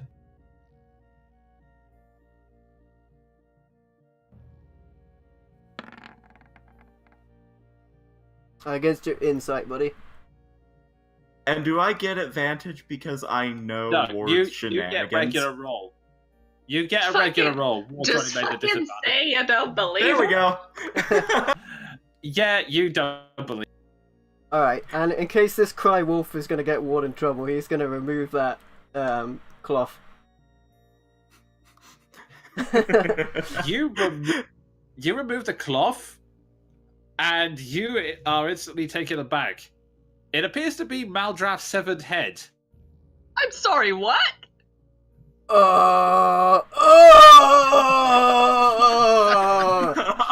For real this time! What?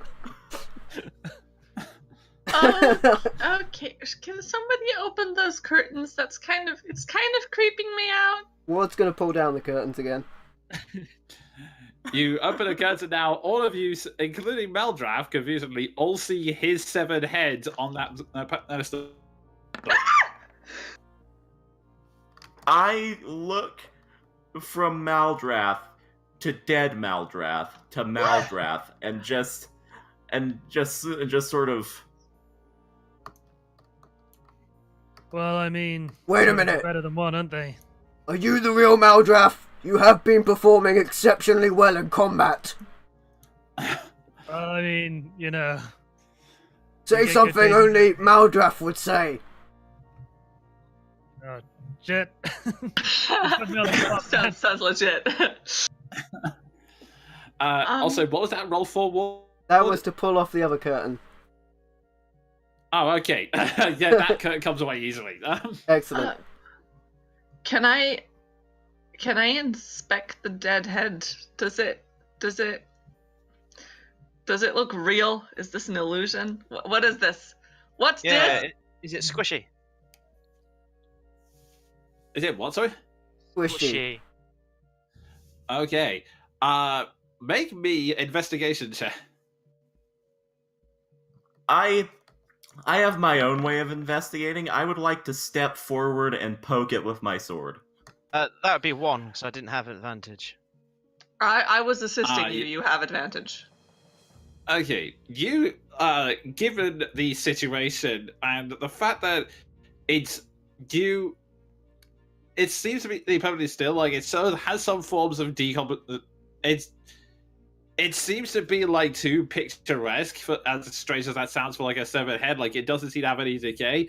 That investigation is then cut off as Jean pokes it, and the head is knocked off the table and falls down and makes a sound of shattering stone.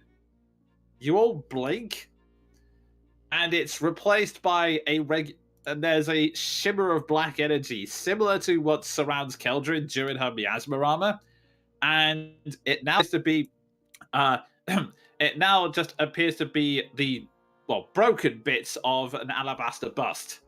Oh, John, I told you to be careful. You broke Maldrath's face. What have I told people about breaking my face? My beautiful, beautiful face. I think in this situation it worked out for the best. Let's say we go to the next floor. I mean, we're just gonna pretend this didn't happen. Actually, I'm okay with that. Let's just go. Can I make like an insight check, see if I know what the hell that was? Go ahead. Like a religion check, maybe. I'd say Is insight. there like, case. Yeah.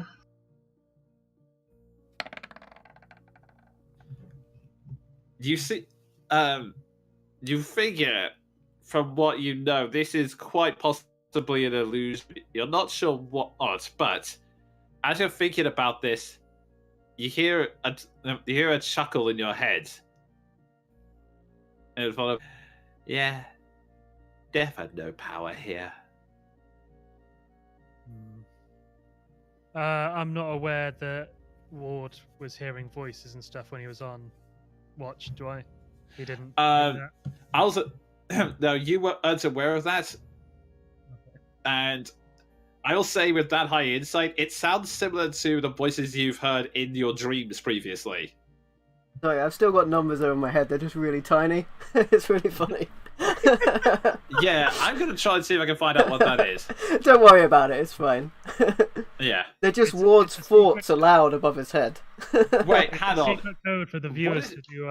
You're like the meme of the woman with like the trigonometry around her. Well, ask Scott Steiner. He'll know. On a side note, what was that, Jonan? What is your push to talk keyword? It is hashtag. Right.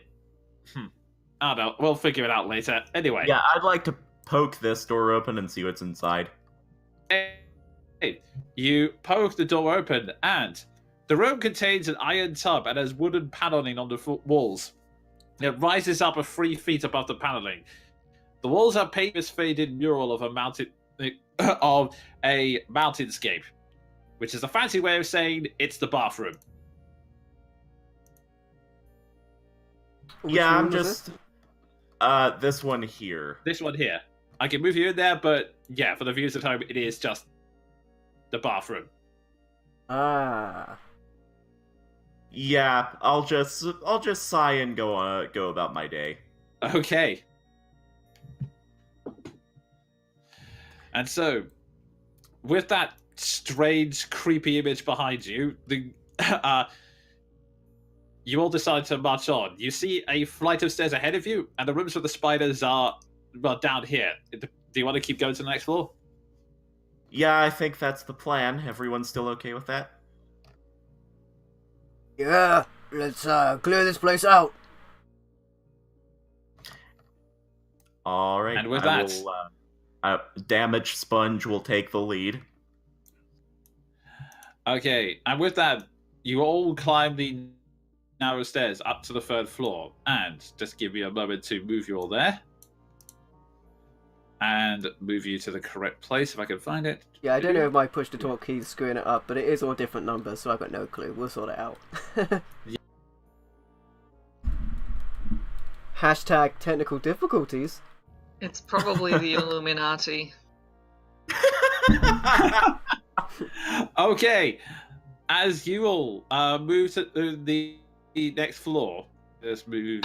Your FBI agent is being held captive and he's trying to communicate with you! I knew it! Wait, wouldn't it be the enumerati? Okay. Oh. What? Okay. They've gone though, I think. Okay. As you walk up, you see a tailored black curtain at the top of the archway, and as you push it aside,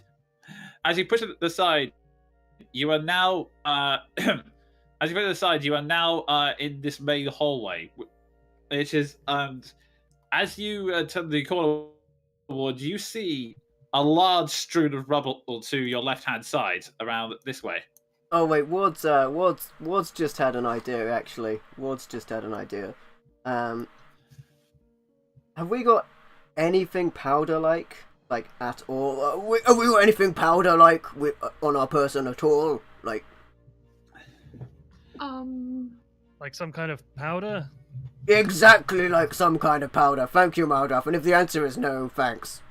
I mean, we might have some flour in our rations. Alright, okay, yeah, okay. probably. I probably saw to buying some while I was getting my cook's utensils. Would water work? What are you trying to do? Yeah, kind of. Could you just do me a favor and just splash it all over the place around us? I know that Ward has a propensity for out of character strokes of genius, so I'll just take out the sack of flour and do the like a priest blessing the building, but with flour. I just You throw it around. You have a lot of flour on the floor, but there's it doesn't hit anything else. The floor, the area so far, there's nothing invisible hiding about.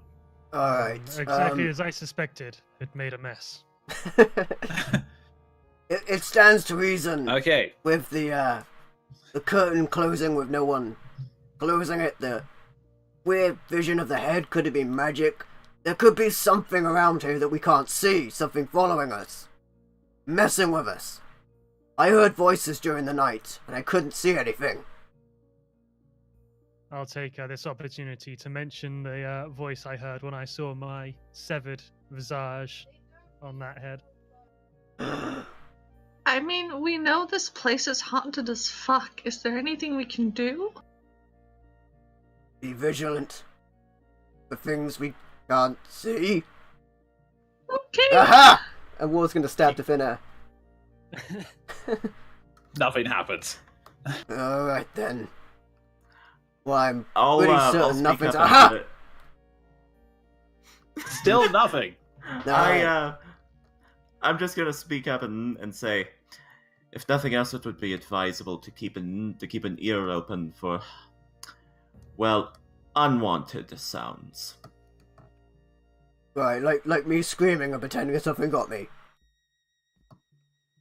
Okay. That was kind of funny. Thank you. I thought it wasn't. I thought it was missing. I thought I'd cheer up the atmosphere in case we all died really soon, which will probably happen. We might as well die laughing. It Okay, would have what's been right? worse if it would have been worse if you'd opened the curtain and there was a revenant taking a bath. That would be at the level of The Shining. Okay, so we know that that south is spiders. Okay, as you can see, that you look around and you can see that there's a lot of rubble strewn about, especially to the left. The room over this part of the mansion has collapsed, creating a 20-foot diameter gaping hole with broken rafters bisecting it. Dark storm clouds can be seen in the skies overhead. The floor is piled with rocks, broken tires, shattered beams, and other forms of debris. Beneath the rubble lies sagging wooden floor, a sagging floor and puddles of rainwater. So it can traverse it, but it'd be difficult to walk across. Would you reckon who's the most dexterous amongst this group? Probably Seth, maybe? Would you say that looks treacherous? So let's say a giant half-orc who's carrying several curtains might struggle to get across. I'm surprised you haven't tripped up and fallen on your face already. You got a point there. I mean, we can just... I can, like, clamber up and have a look. There could be more spiders there, though. I will just quick. It's not as if it's a pile you have to climb over. It's more that you can walk straight ahead. It's just a lot of debris and clutter on the floor. So you can walk straight. Should we check this room on the other side first? Yeah, I half think of this there's- resistance. I think there's 2 up here that we could check out. Yeah, I'm for checking these 2 out myself. Just clear out this area and then move on. I really hate to send someone on their own. I do kind of want to... I mean, they know that we're here. I'm just gonna try and just peek around the corner here. Which corner? Just up here. Okay. Before anyone As gets you do too far so- ahead, I'm just going to say to myself, rubble. Where there's rubble, there's dust. And dust is a kind of powder. And just pick up a few handfuls of it. Okay, you throw it ahead, still nothing. And Keldrin, as you stood around, make me a perception check as you go around try to peek around the corner. Okay, you peek around the corner. You can see that over into this direction there is a room, and you can't quite make out what it is, but you can see there is someone sitting in a large chair. They appear to be very still and not moving, but you can't quite tell who they are. Okay. Anything Probably up here? Maldrath's body. Anything straight ahead. It's more rubble that leads to another corridor. Like the floor below you, the corridors match either side, connected by this passageway. So more rooms ahead. Okay. I kind of flatten myself against the wall. I'm like, guys, someone in there. What? Mm, What did you say? There's a dude. There's a dude in a chair. Ward takes I'm going Sean's to, advice and ducks down a little bit. A dude in a chair? You're so loud. I'm gonna sort of as stealthily as I can make my way over. Probably everything in this place knows we're here, but I also don't want to be jumped. John, make him a cup of tea. Hash it out. I pay that comment no heed. I would like He to. didn't. He wasn't moving, so maybe he's dead. But that doesn't really mean anything here. I'd like to sort of,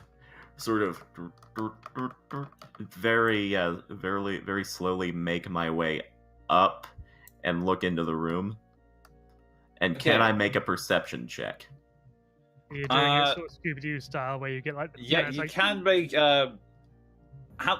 you can make a perception. Okay, you can clearly see it right in front of you, and in theme tune, you see before or you. This is what happened when you have too many. You see before you a like Eldridge describes, a figure hunched over the hunched over this air. He is a tall, imposing looking knight. He's just kind of resting his hand on the greatsword, which is poked down into the ground. His both hands resting on top of it like this, in a sort of grumpy posture. And he sees you and just goes, "You have entered my you have entered our home uninvited. Leave." There wasn't a doorbell. Oh no. Oh, no. I'm going to speak up and say, We came here looking for tools to defeat the vampire Strahd. There have been some misunderstandings, but in theory, we are not your enemies. At this, he. No, it's fine. Continue. At this, he glances down at his side, and you can now see, when you follow his gaze, aside from the great sword he's rested in front of him, you see that there is a second sword by his side. It doesn't have a blade. It's just the handle and the guard. I think we found it. Okay, in character, I'll say I'll track. That's sorry. Just before you continue, he looks down, then looks back up at you and goes, "So you seek to defeat Strahd?" We seek to kill Strahd. Would you like a cup of tea? I have no intention of releasing Strahd from the hell he's created himself. Leave. I will not stay my hand a second time. Hey, listen, he's created hell for everyone else as well. I'll cut in and say we were tasked by the spirit of this place to lay this fortress to rest. So I offer you a deal. A duel in the tradition of honor for the ownership of that blade. Oh, and I just said take less risks. He goes, a very bold request. You see, you break into our mansion. The door was open. It was. And they're missing half your wall on the south side too. It's just a big hole. Anyone could just wander in. You're really not taking care of it. Yeah, if you do this place up, it could be a really nice property as well. Silence! You could rent it out for guests. Lord. He draws he very slowly draws a great sword blade and stands up, looking much more imposing now. Yeah. You seek to claim this blade. And to do that, you've trespassed on grounds that has already been dishonored by that foul villain. He steps forward, very well. If you desire a duel with me, then so be it. 1-on-1. However, do not take me so lightly. I am Vladimir Horngard, second only to Argon Vostolt of the Order of the Silver Dragon. My only existence now is to ensure that Strahd spends eternity in this hell he's created for himself. So, and if you dare challenge that, and if you dare continue to desecrate my order, then so be it. And he swings his blade. Come! I will step forward and say, my name is Jean-Gaspard Duvalier, formerly of the Order of the Arcadian Knights. And I challenge you for the right to wield the Sunblade, for the good of Barovia. And I draw my blade, flourish it in the traditional manner. And with that, roll initiative. Meanwhile, I'm just leaning over to Maldrath and like, wait, he wants to keep him, so he's protecting Strahd? I thought Strahd killed all of his order. I'm so confused.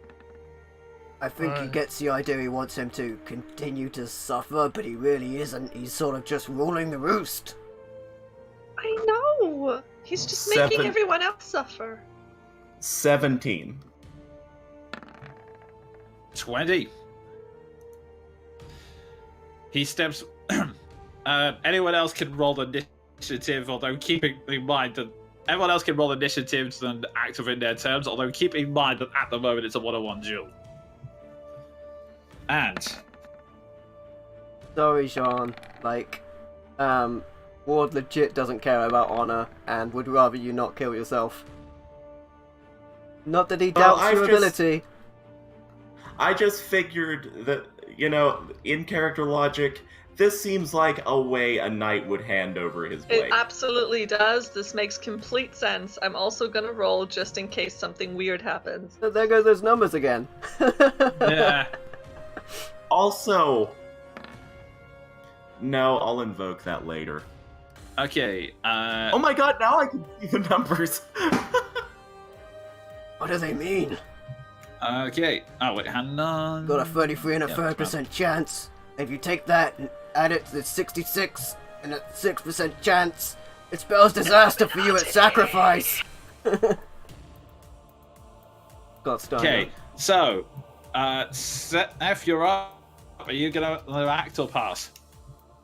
For now, I'll just pass.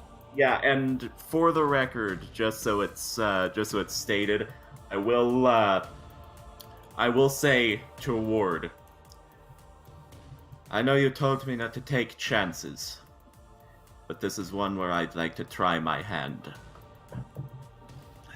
Ward begrudgingly steadies his blood spear.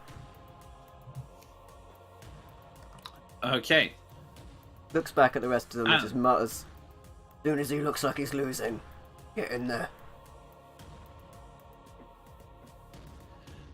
Okay.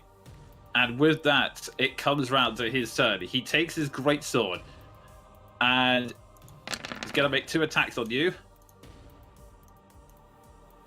Okay, Whiff. so that is both of them? The first, Really? yeah, 11 and 17 both whiff. Okay. Yeah, 18 AC. He comes in for the attack. He managed to deflect both and stand your ground. They have considerable force, but they haven't hit you yet. Okay. He goes. Oh, you're not as weak as you look. I consider myself a fine man of the blade. I would like to... Am I next? Yep. Okay. I'm going to unload with 2 attacks and an action surge and then 2 more attacks. Okay, go for it.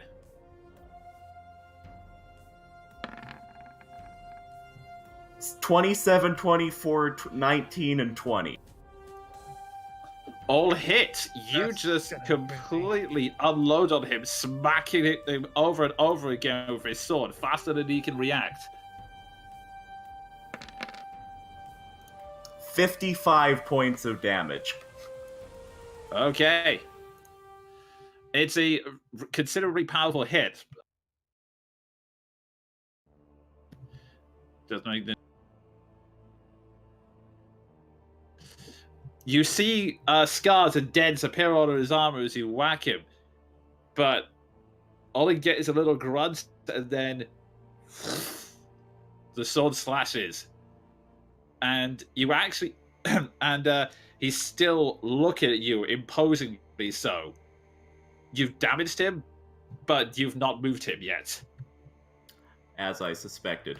I'll just push him back and do that, and do the Naya, and do like that Dragon Age shield defense. Okay. And next up, Maldrath. Malrath will place one hand on the hilt of his longsword and just whisper a prayer to Kalimvor that his brave comrade will be able to vanquish this absolute abomination by himself. And then hold over all the actions, and that'll be that. Okay. And with that, Keldred.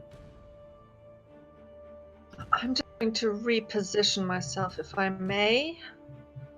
I would like to go back here. Okay. It's difficult terrain, so you have half your move. I'll use my entire turn to do that. Oh, yeah, you dash. Okay. So you dash it around. I will also quickly say that you don't see anything else in this. You just see shattered remains of the room. I'm just going to double check.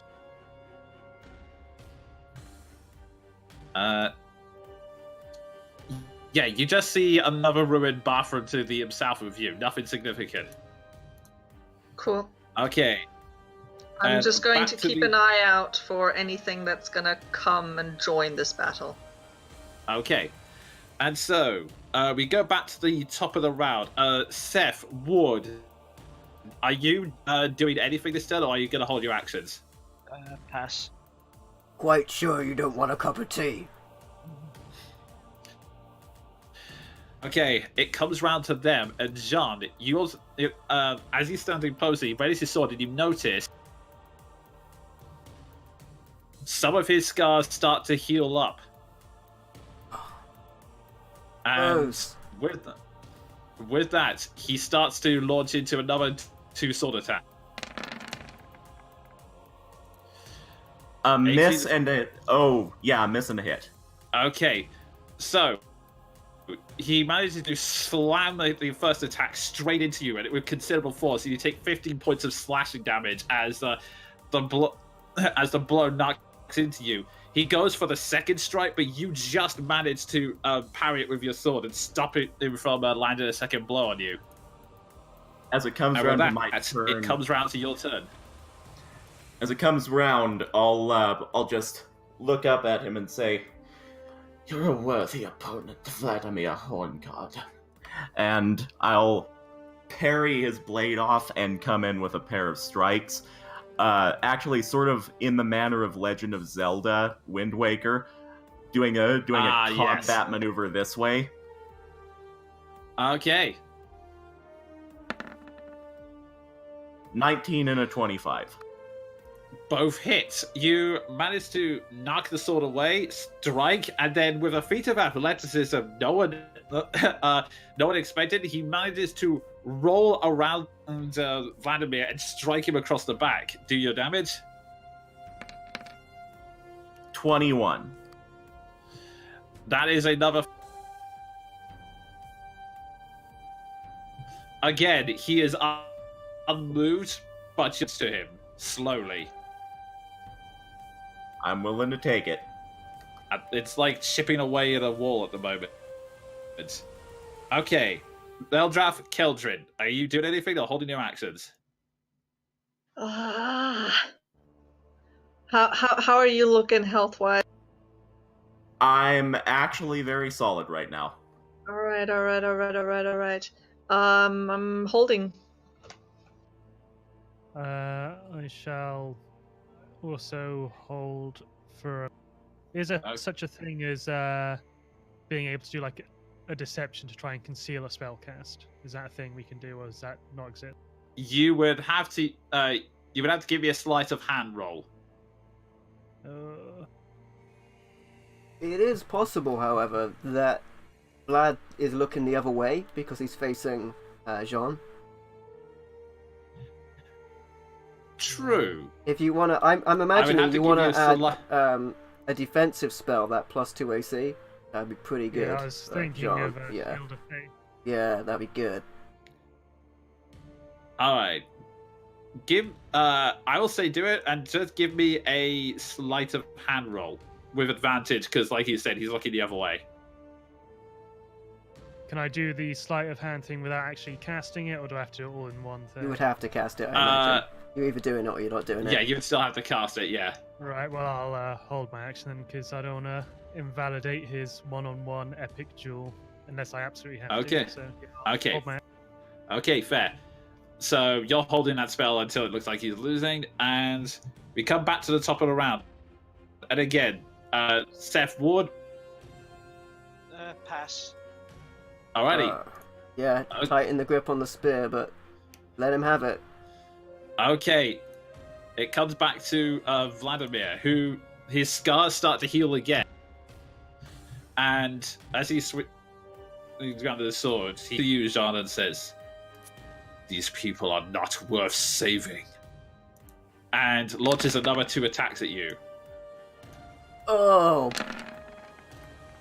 And both, I Oh. imagine, strike hard. You take a grand total of, let's see, 39 points of slashing damage from both attacks as he slams one into the other, and it feels like you've been hit by a galloping horse. It's like boom, boom. You Dude. stumble and just about manage to hold on. You should have taken that potion. Oh yeah, shit. Yeah. He can still take it though, can he? And with that, Jean, as you calculate your HP, you're up. Okay. As he comes in again, I am in fact going to just sort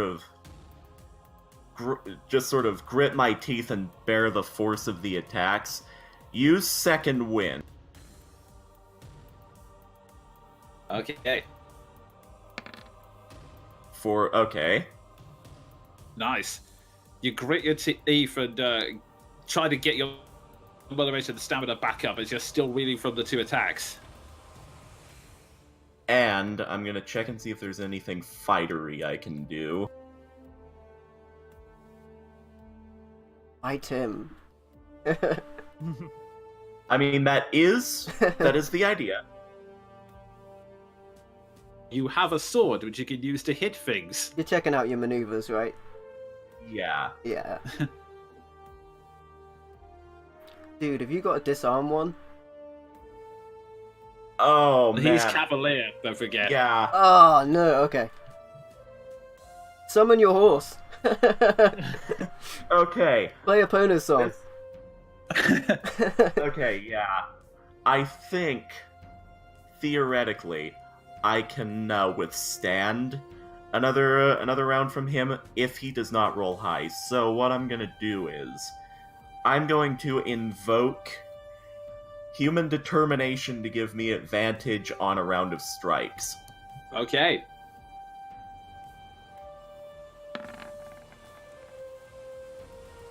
Okay. 24 and an 18. Both strikes hit. You grit your teeth and lodge into to dig into like the absolute regular determination to keep going despite your injuries. Roll your 25 and as I flourish and break away again, I'll say to him, "Worth saving. What kind of a knight are you?"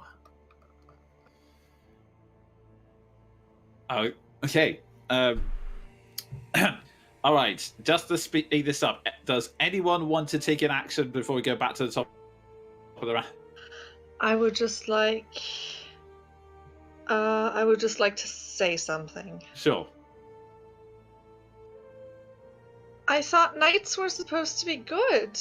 You're not helping the common people. They did nothing.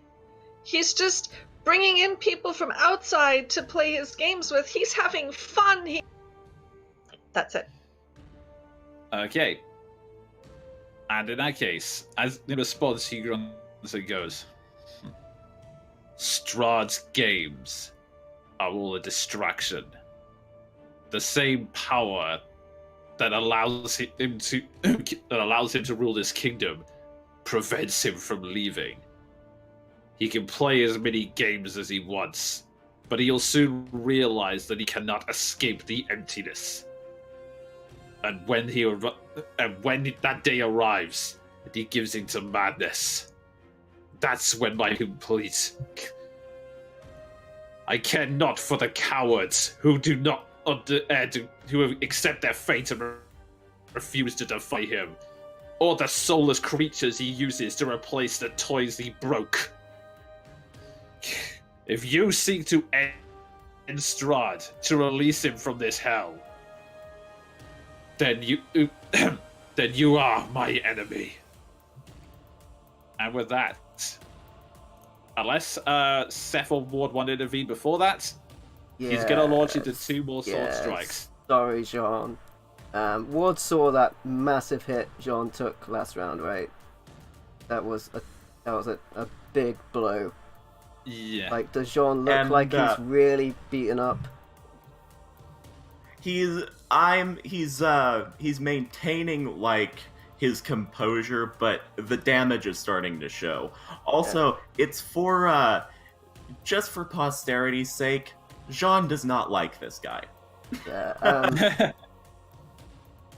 You know, Jean, I more than anyone understand the pride you have, which makes this all that much harder. As he looks down at the mask, and he starts to find his own madness take hold. I'm not gonna let another friend die, or leave me. As you say that, and you look down at the mask, Jean will cast an aside at you, and say, "Clearly, we deal with a foe who cares nothing for honor. Come, brother, let's do this together." Alright, is that flanking there? Yes, but remember, difficult terrain, so you'd be Oh, moving I've got at half movement. 40-foot movement, so I should be good. Oh, okay, yeah. Yeah.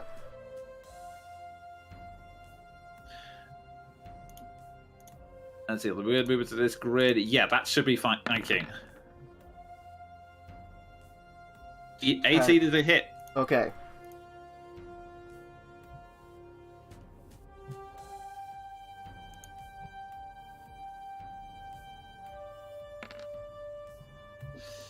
That is a full damage. You slam straight into him and take a good chunk out of it. And you left an impact. But again, it's you now, like Jean, you feel that it's like chipping away at a brick wall. You know you're doing damage, but he's still standing. Alright, I'll keep chipping. Okay. That is another hit. Roll your damage.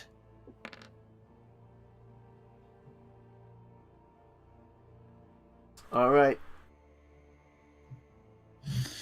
And he's still reeling, and it comes round to see some of the scars. Can I get my turn in there quickly? Unfortunately, would you have been holding I your imagine Seth action was holding. because? Okay, you can get one attack in. Yes. Yeah, it's kind of do or die. Probably, yeah, I'm gonna go all in then.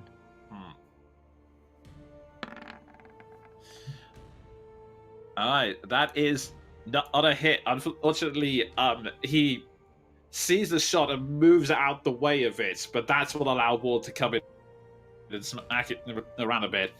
And during all that, you see the small scars heals, and then he goes, Men, to me! And you see, to your horror, as, if I can just get onto the right layer, He thinks he's got it. Men, to me! Where's that armor we left at the town? They're coming to save us. But as you see, the phantom, you see 6 more phantom warriors, like the ones you fought earlier, appear into the room, and all of them start drawing their blades. There's a pair And of like, he's gonna launch. sorry, 5s or S's next to them as well. I was trying to select them all, but it also Letters brought... and numbers? Weird. Yeah, that was also... I accidentally brought over the GM symbols as well, so... That's alright, I've got What a does bunch it of mean? numbers Okay. above my head. It's all crazy. And with that, first, Vladimir is going to launch one strike at you, Jean. No, sir. Which whiffs. But he then goes for a second strike against Ward. 18. Yes, sir. He slams one side. Jean, you manage to dodge out of the way. He then turns the sword around and slams right down on top of you. And you take 17. No, so hang on. Round it down. You take 8 points of slashing damage for your rage as the blade slams into you. And with that, this Phantom Warrior. Let me. Yeah. This warrior moves into. Ah, this grid is really weird now that I think about it. I thought he climbed over me for a second then. Yeah, They're all over me. This grid's really weird. But okay, yeah, he's gonna get an advantage on you, Ward. Oh, wow. If I could scroll up, down. Of course, that closed on me just as I needed it. Hopefully it won't be case closed for our adventurers. Oh, Good gross! Oh, my Okay, goodness. you take Now, Death. So you much take damage. 7 points of slashing. You take 7 points of force damage as the 2 attacks slam into you. No, the second see. one was a critical. I don't think it calculated it. Yeah. okay. Yeah, it did. It it's- was just really low. Okay, Yeah. that's fine. So you take 4 plus 3. And then this one's gonna come in to your side, John, and gets flanking. No, sir. 15 and 18. Thankfully, you managed to defend the bow. Actually, that's with advantage, so I do take the 11. Yes, you do take that one. Yes, so you take the 11 wow, points of yeah. force damage as it hits you from behind. Right, and in the meantime, okay, this one's also go to attack you, Ward, without advantage.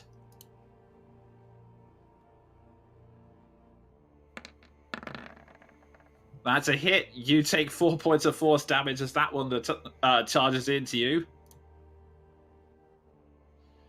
Yep. This one is going to come to your side, John.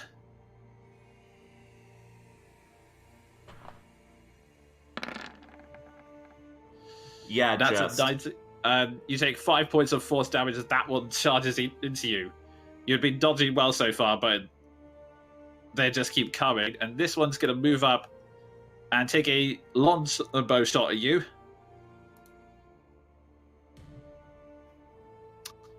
Huh.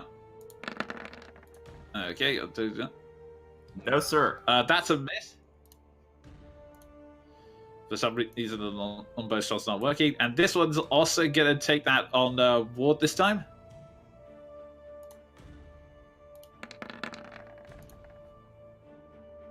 That was a miss. Oh, so many near criticals in this dungeon. Where's the And player on criticals, though?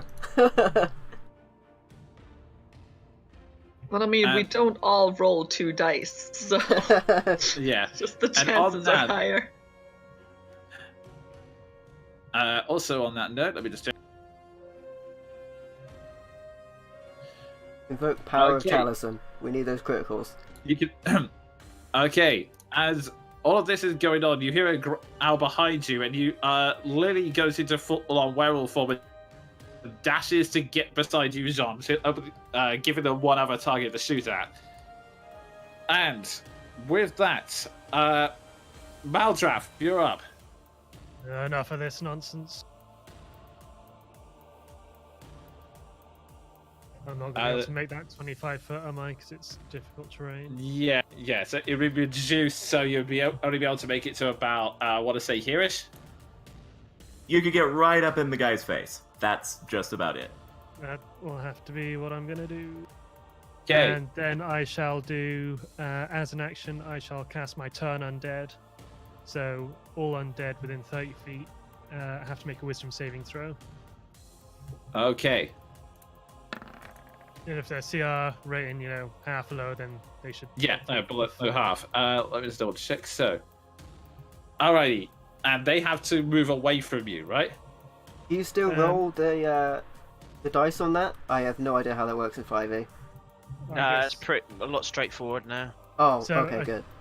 A turned creature must spend its turns trying to move as far away from me as it can, and it can't willingly move to a space within 30 feet of me. It also can't take reactions. Okay. Its action, it can only use the dash action to try and escape from me. Righto. Yeah. So you activate you activate your ability, which catches all of these guys. So let me just do some more wisdom saves for them. Should get all of them, which is nice. Only with the rest will forfeit, except for Vladimir, who just stares at you, cold, stony face. And goes, You think I haven't seen that before? And then as a bonus action, I shall cast my Shield of Faith on Jean. So that's plus 2. Okay. Well, at least So- Turn Undead is way easier in this edition. So, with your action, you cast a small charm, and Jean, you feel a spiritual power surrounding you, giving you extra protection. Excellent. Also, I believe I was supposed to go immediately after their turn. Oh, yeah, sorry, my bad. Yes, No your turn worries. now. So we'll just work it like this. I'm surrounded, but my focus is on ya boy in front of me. So I'm just gonna advantage the hell out. Go ahead. 13 and a 22. For Vladimir, the 30 doesn't hit. The second one does. 10 points. Okay. Another cut starting to pile up now, but he's still looking strong. And that's me. Okay, so Maldas already had his turn. Keldrin. I'm going to shout, "You're undead, and you don't want Strahd to leave. You're on his side. You're pretty much the same as him." And I'm gonna bonus action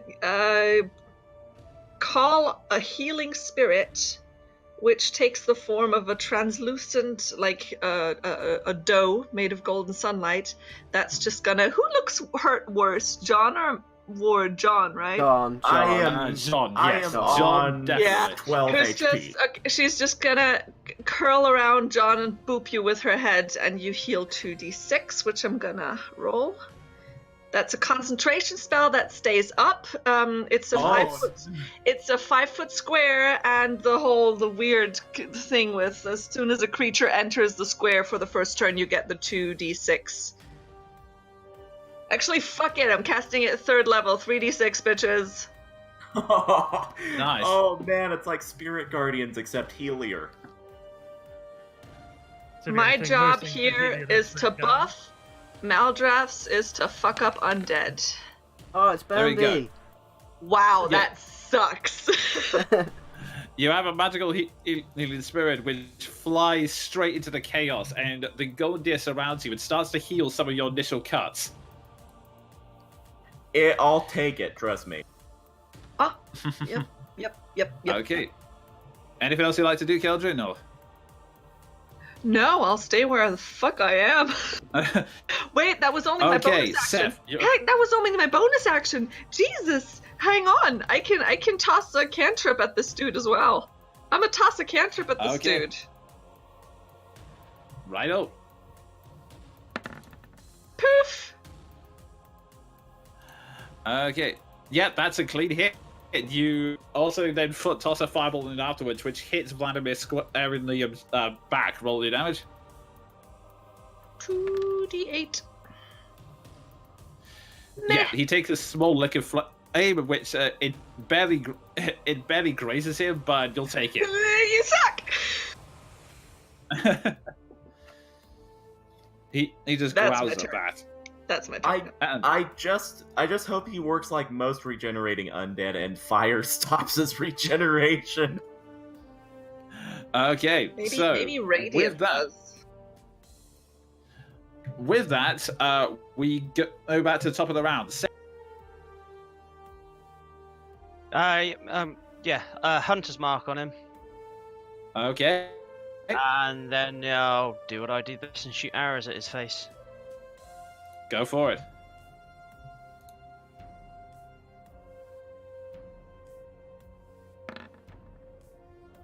That is a strong hit. Roll your damage.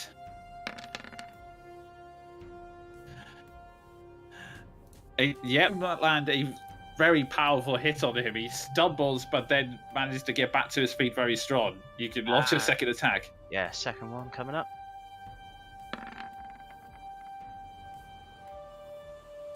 That unfortunately, the second time you fire the arrow at him, he just swings his sword up and slices the arrow in two, cutting the path off. I'm gonna take a couple steps back. Okay. Alrighty, and with that, Ward, you're up. Alright, as much as Ward wants to attack the rest of these guys and whittle them down, like, I think this guy in the middle deals the most damage, so I really want to get rid of him. So I'm going to attack him.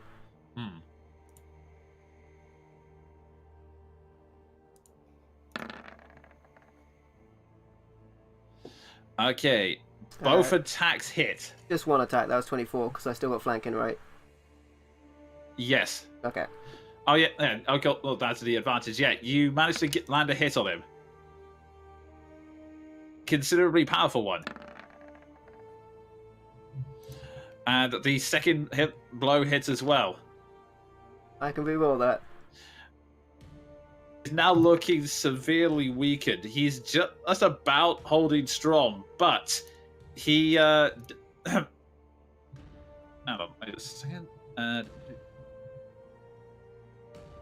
So I just had to do some mental arithmetic. But yeah, he's still holding strong. The signs of exhaustion starting to hit him, and the he is you can still see the damage all over him. And as it comes back to their turn, he growls and he growls and desperately tries to pad out the flame on this. They were grazed up on the shoulder, and you suddenly realize something. Actually, Ward and John and Mal, give me perception rolls.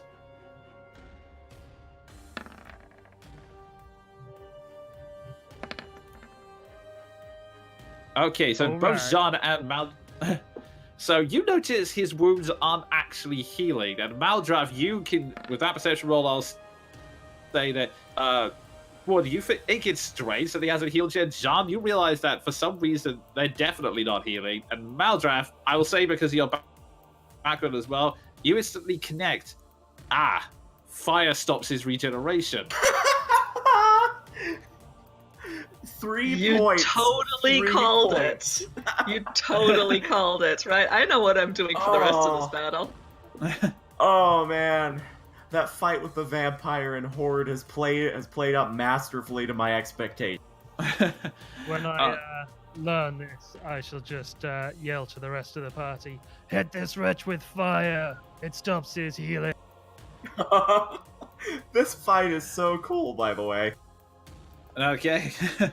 Alrighty. And with that, on his turn, as you say that, Maldraf, he then turns his first greatsword attack to you. JK, it was only a break. 18, that hits, right? Oh. You take 14 points of slashing damage as he slams his blade straight into you. He then returns his attention back to Jean and launches his second attack. And he gets advantage on this because you're technically being flanked. Roll low, roll low, roll low. 26 hits. You take 14 points of slashing damage as he... Oh no, wait, is that a fair? Yeah, you take 14 points of slashing damage as it slams straight on top of you. My dude, I'm on 1 HP. Oh, thank you, Golden Deer. I just need to make a Constitution Majigger because that. Yeah. Not channeled, you know what I mean. Turn on dead is concentration? No, Shield of Faith is. Ah. Okay, so you've. Unfortunately, the slam is so powerful it knocks you out of your concentration. However, the other warriors, they all. After your turn on Dead Spell is cast, they all start pulling back, running to the far side of the room to get away from what they see as this terrifying visage before Can them, I, and they all take rush a back. Attack of opportunity on that one that just ran away from me. Where was he? Around here? He was right in front of Ward. That'd be. Oh, right there. Okay, yeah, you can make your attack. I'll hit the same And dude as Ward well, can- but I miss. Yeah, Okay. and I'm gonna take a What swing misses? at the. Mav? I was gonna. I'm gonna take a Maldraff, swing you at the. hit him. Yeah. Sorry, I'm gonna take a swing at the one that was flanking. Okay, gotcha. Oh god. Okay. Maldraff, you hit him and do 4 points of 2 points for the resistances, unfortunately. So 43 damage on that one. John, I will say that you try to lunge it, but the exhaustion comes over you. You have to prop yourself up on your sword against the attack. Also, before. Lily is also going to make one attack of opportunity against one of the shadows as well. Wait, doesn't as soon as they take damage, doesn't that snap that out of it? Snap them out of it? Okay. Alas, I don't think Lily or myself knows that. Yeah. Okay. So she does 7. Yeah, that would be reduced to 3 slashing damage. Who both snap out of the return on dead, but by that point they've already used their action, so they can't. So I'll just mark the ones that haven't turned undead for the moment.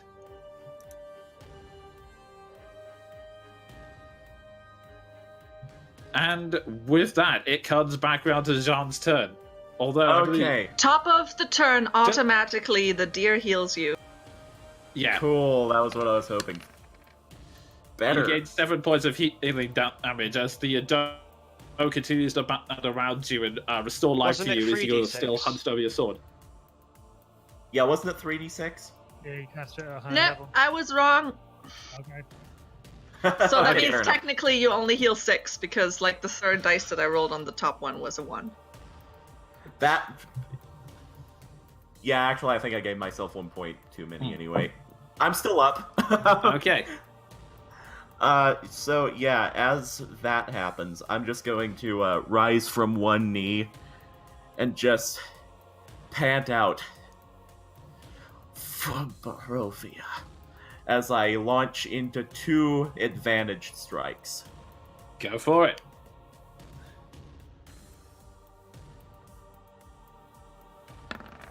Cool. Ooh. Thank God for advantage. That one's a miss, unfortunately, as he easily parries that away. Natural 20. Second one, however. Go ahead and roll your damage. 19. Yeah, he managed to parry the first one away, but you take advantage of the fact that it's quicker and you're able to flash it round and cut straight across into his neck, doing a significant chunk of damage. He's still standing for the moment, but he's looking really weak right now.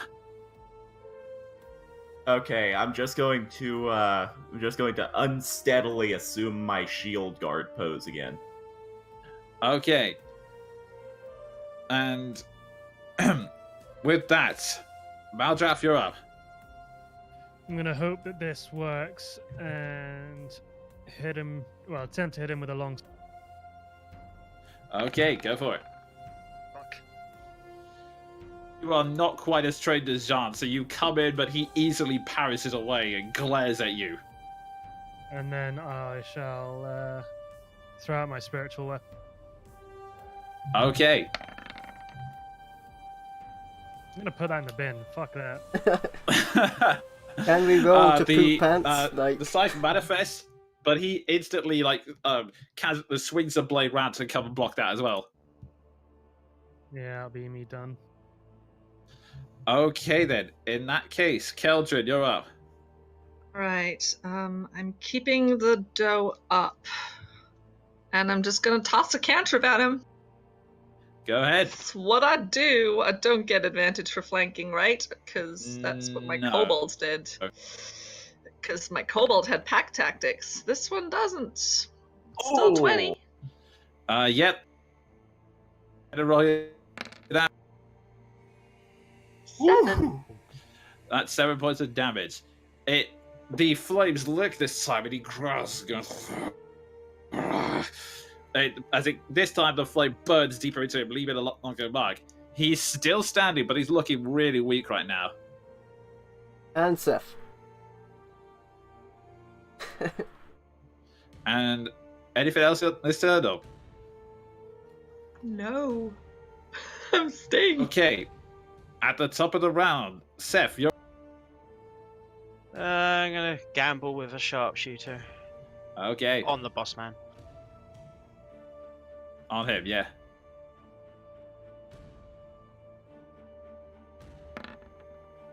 What? You don't miss, Seth! Unfortunately, he shoots, and again, he's at this point he's now fighting for his life, and unlife there's a way, and he in his great sword around, knocking every single blow that comes from out of the air. And a follow up. Okay, Oh, and gross! deflects this as well. Oh, I was God. so sure you were just about to kill him. Ah! Okay, with that, Woods, you're up. Alright. Gonna try and send him to whatever semblance of a grave I can.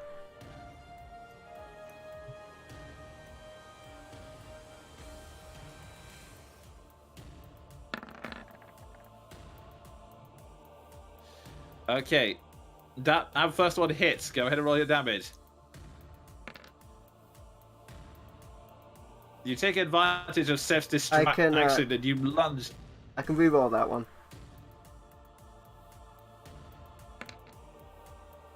Better. You take advantage of Seth's distraction and you charge straight into him. And how would you like to finish this? Oh wow. I'd like to get him down, grab his own greatsword from his hand, stab it in his chest, and then just signal to Sven to cut off his head whilst I hold him down with his own greatsword. If we cutscene mode that, because that's cool. Okay, you use it the spear to thrust straight into his leg, and he goes, and he falls, bring the greatsword up.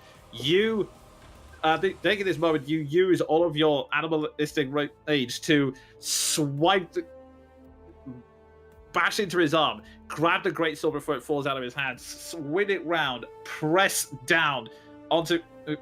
down through his back, pinning him there as the blood side of his chest, and with a roar, you know, Jean, now! And then you, Jean, full on instinct, with no hesitation, swing the sword up and slam it straight for his head. The head rolls and just becomes lost amongst the rubble. Vladimir Holgarth is down. And as that happens, just staggering, I rise up like I liken it to Stone Cold Steve Austin in the aftermath of Bret Hart, and say down to the fallen knight before me, you are right about one thing. There's benefit in having brothers by your side.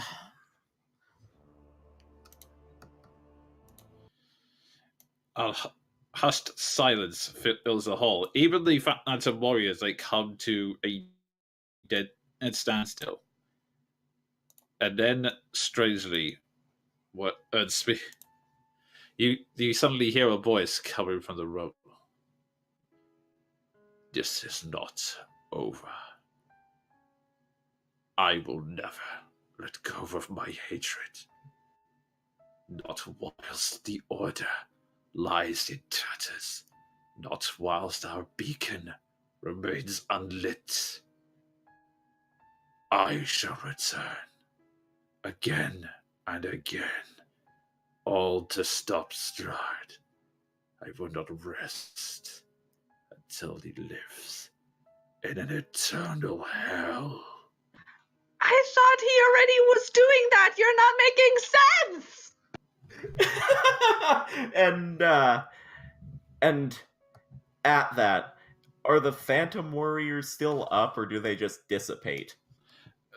They pause for a moment, then sorrowfully, almost as if in shame, they get their swords, place them near their chests, hang their heads, and fade out of sight. This is the coolest boss fight ever. I would like to just look at my sword, the remnant of nights long past. Glance at the Sunblade. Toss my sword aside and move to pick up the reason why we're here. You pull the other sword from Vladimir, and it's strange. For the moment, the sword seems cold. There doesn't seem to be. You could feel like it's strange. You feel a connection to it, but right now it's cold. You think that you might have to spend some time with it before you can fully activate it. The doe follows after you and boops you. Excellent. She's up for another 7 rounds, guys. Who wants in on this? Ward Can you boops just it up. have her do a Yeah, don't. Can you just have her do a victory lap around us? Yes, And sure. and that sword he was actually wielding is insane. Can I Yeah, can I I would get observe? hand out the loot now. If I could Loot. still- Yes. Mhm. We need to find Okay. a beacon to light, guys. You know what? We shouldn't be Stars in the Darkness or Silver Stakes. We should just take this order's name and be like, fuck you, it lives on! Okay. I've got it. We should be the Order of the Beacon. Okay, as you Like a light in the dark. I like it. Indeed. It continues the metaphor on. okay, We could be beacon stakes. moving swiftly on. Okay. Okay. So, at the moment he has once Nico's recovered. Okay. Okay. Vladimir has a few possessions on his corpse. He has a Holy Symbol Morning Lord, which is worth 250 gold pieces around his neck. He has half-plate armor on him, although it looks a little bit decayed. He also has the Mysterious Blade, which Jean has picked up, and a +2 greatsword. Yeah, if that is genuinely a +2 greatsword, that is like a strict upgrade to what I'm using. Yeah, Like no one else uses I can- two-handed weapons, right? Yeah, if it's at all possible for me to determine what that is, I'll take the Sunblade and then just hand Vladimir's sword to Ward and say, "For a job well done, brother. You saved my hide." Listen, John. You totally had that. You totally had him beat. Never question yourself, but also never do something that stupid again. I figured it was worth a try.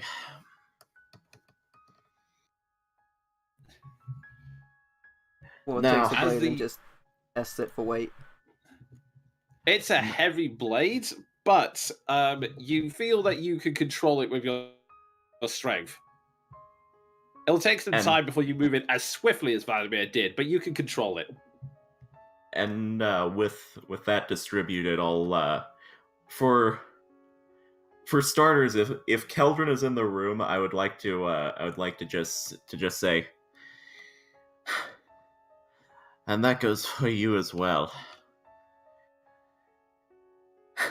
I don't know where this party would be without you, but you quite literally saved my life. Have some more healing. You are way too honorable. That guy was a dick. Well, if you never show it, you have no reason to ever expect it. Life has taught me that the hard way. He was still a dick. Point taken, Keldrin. Now, let's say we see if we can't find this beacon of theirs. Have some more healing, and she fades away.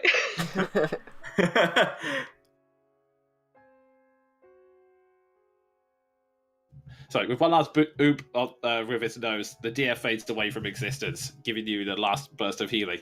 I am just under half, which is better than on 1 HP, so that was super useful. Okay. And with I that, feel like it's a good compromise to let Maldrath wreak havoc on undead while I do a little bit of healing relief. I'm so happy. We all have super cool weapons. Now we just gotta get one for for Seth, and like a super awesome like spell buff for Keldrin. Also, I'd like to say, for future character development purposes, I would like to take the symbol of the Morning Lord and wear it. How much is that Okay. thing worth? 250 gold pieces. 250. Mm-hmm. Okay. With that in mind, And so- actually, that silver greatsword Ward currently has, he's gonna just plant in the corpse of our enemy, because can't carry around that many weapons. So I will take the +2, which is an upgrade. What Okay. kind of weapon is that? Like what? Great sword. Yeah, Yeah. What proficiency is it? Marshall. It's real big though. Fuck yeah, no, I can't use it. Yeah. Poop. Maldrath could, but he's sword and shield like me. Yeah, I wouldn't be able to cast. if You're I much had better. one. Yeah, you'd have both hands full. Like you say, you couldn't cast. Well, silver is. I don't. Let's not leave that here. Maybe we can like some captain of the guard or somebody. Like they don't have a lot of silver here, so I'm sure we'll find somebody who can use it and it'll That's help. true. I just can't carry it because I've already got 2 big weapons. Yeah. I'll go. At this, Yeah. at this It's point, like the size of Keldrin as well. at this point, you hear a growl, and Lily Oh yes. comes over and says, "Sheevert and I might be able to carry it." Here you go. Oh, werewolf with a great She sword. stares at you and goes, "Sheevert." Like the handle's not silver. Okay. Did you say it was a See- half plate you had on him? Yes. Which, let me just check the stats of that.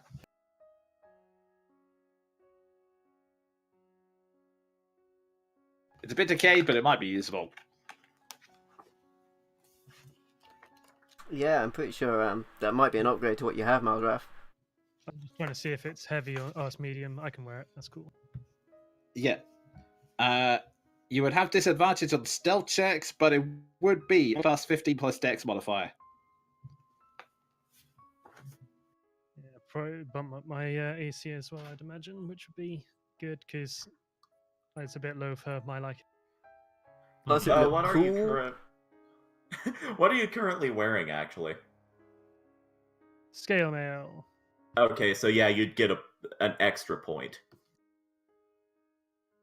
It could be the difference between getting battered and not. Yeah, it really can. Lily nervously carrying these sword in a form, and with you guys currently standing amidst this silent, empty hall, what are your plans now? I mean, I Well- could do with a long rest because I've like hardly any spells left. Yeah, I suggest we put this place to rest. There's a beacon somewhere. Somehow I suspect it's on the roof. Or at least the upper levels. Are we looking for a literal beacon? I mean, it would make sense. Alright. And actually, for posterity, I will keep my sword just at my waist. Yeah, I will keep my sword, but I'll replace it at my waist with like with the sun hilt, because I totally intend to use that. Okay. I mean, while you guys rest, I can just like scout a little bit. Depends how dangerous this place still is. I can turn into a rat. That's pretty cool. It I'm is- light on my feet. I can easily keep watch behind you. Seth is good at everything, that is fair.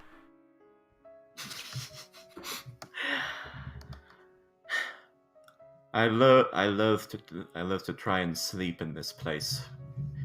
Well, it's still active, but it may be our best option as of now. Dude, there are so many numbers above my head, they're really tiny. Yeah, I don't know what's going on there. We'll have to have a look. It's just funny. You hear numbers in your head, they counsel you, they understand. So are we thinking about doing a rest? Because, like, I'm out of rages, for example, and I have taken damage. Yeah, I I- would like to rest. I'd like to sort of fortify the throne room. I mean, technically, for we don't have to rest here. We can just go out and use That's the true, place and we I used I yesterday. would go as far as to say we would be ill-advised to rest here. Yeah, we could at least use the courtyard. If what Maldrath passed on is true, it'll be like a full day before those things come back. So at least the courtyard would be an option.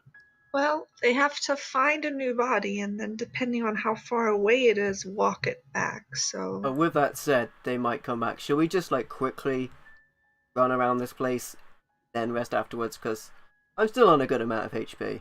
I don't know about the rest of you, but, like, it's possible we still just... and I still have a couple of spells. Yeah, I can do the dough again once. It's possible we just had the biggest fight, like, we're gonna have here.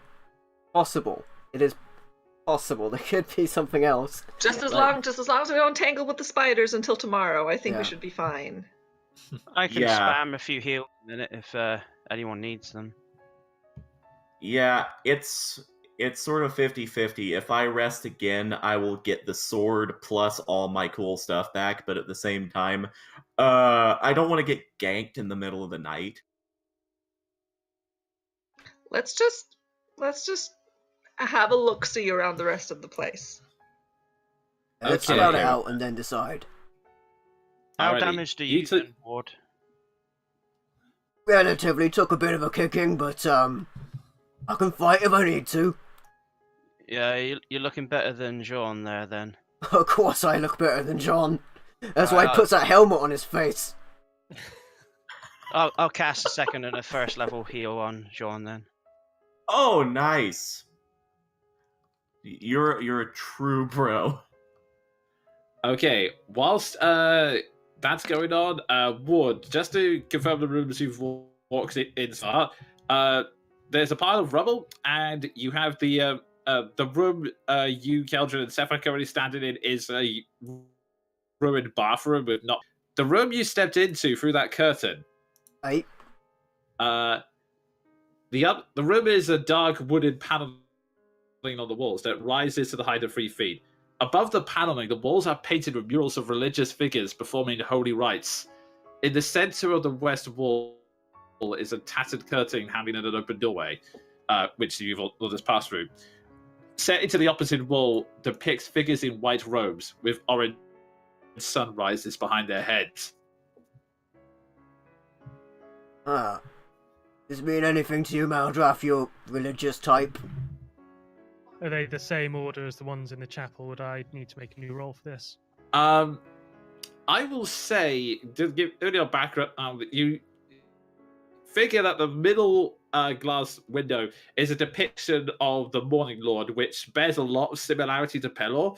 The other two, you gather from the type, from what, that these are depictions of men and women who have followed this order. Maybe saints, maybe knights, it's hard to tell. It's more like, in the middle is the god, and two are beside them are the loyal servants. So nothing revelationary. Not really. Is there no words or plaques or anything? No, that's- it's all fancy religious imagery. Yeah, some gods and their worshippers, from what I can tell.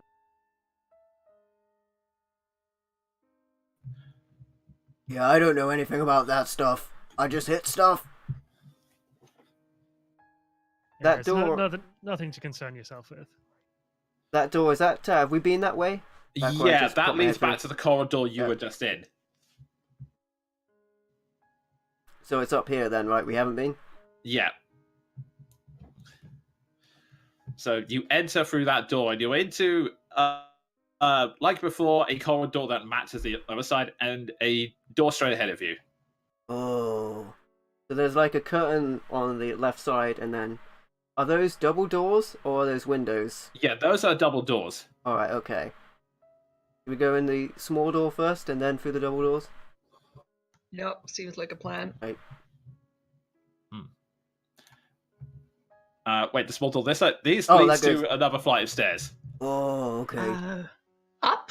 You think, yeah, these ones lead up. Oh. Ooh. Well, we do this last then. Yeah.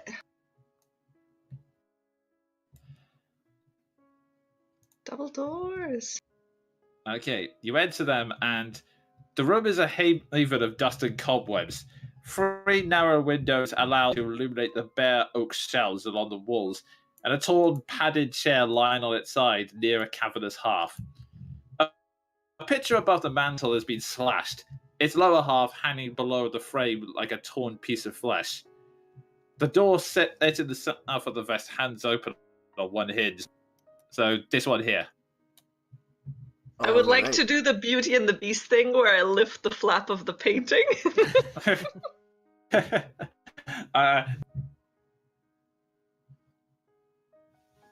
I'm sorry, I'm in a very undramatic comic mood. It's fine. I mean, That's fine. That's the tone of the show. Dramatic and comic. I mean, Sure. I'm not just over here quiet because my mind is blown after that encounter. So does it depict anyone specific, the painting? The painting, Is it this- looks like this it's Argonaut? another one. Yeah, the painting was, yeah, it looks like the painting was, again, another depiction of Argynvost. Yeah. I'd like to rifle through the bookcases. Okay. You rifle through the bookcases, and there's only a couple. The first is, it's entitled The Oath Celestial. It's been partially burned, and the cover has been slashed with a sword. But scrolling through it, you see that it's filled with devotional text for the knights. Basically, details about what their beliefs were, the order of their religion, daily practices, that kind of thing, and some basic combat techniques. It also mentions a place called the Empire of Voltaria, and you also hear. And as you're looking at this, you hear a soft flapping of wings. You can't discern its origin, but a single piece of parchment blows from the top of the bookshelf and spirals lazily towards you, landing at your feet. Okay, I pick it up. Okay. You see... see if I can just load it up. It's a parchment of writing. And You have a look at it, and it appears to be a final letter of some sort from a journal, and it reads, "My knights have fallen, and this land is lost. The armies of my enemy will not be stopped by sword or spell, claw or fang. Today I will die, not avenging those who have fallen, but defending that which I love. This valley, this home, and the ideals of the order of the sea.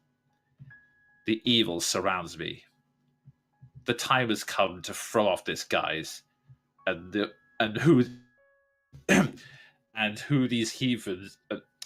Wow, sorry, that was a typo. And show these heathens, It's my like a true line fierce through it, form." and then it's like, and Yeah, yeah, we'll say that's all it was. "Let it spark terror into their hearts. Let them tell their stories of dark triumph against the protector of the Ballinok Mountains. Let Argynvost be remembered as a dragon of honor and valor. My one regret is that my remains will not lie in their rightful place, in the hallowed mausoleum of Argynvost Hut. No doubt my bones will be scattered among my enemies like the coins of a plundered horde, trophies of a hard-won victory. I do not fear death. My body will die. My spirit will live on. Let it serve as a beacon of light against the darkness. Let it bring hope to a land wrought of despair. Now to battle, Argynvost Hut." Another flap occurs. Oh. Sorry. Another flap occurs, and you see there's this scroll that's at the top. It flaps open, and you now all see the disheveled painting. It shows the mansion under clear winter skies with snow-capped mountains in the background. The chapel tower at the top glows like a silver beacon. And as you look at it, the picture flashes with a brilliant silver light. The spectral form of the silver dragon fills the room. My skull lies in the enemy fortress, says, displayed in a place of ill omen. Return my skull to its rightful crypt, and my spirit will shine here forever, bringing hope to this dark land. And with that, it fades away. Well, I think we found our beacon. I'll hand the page to Jean. I'll look over it and say, well, it seems we have another good reason to pursue Strahd himself. If nothing else, to put these warriors to rest, and end whatever insanity grips them. I suppose we're done here.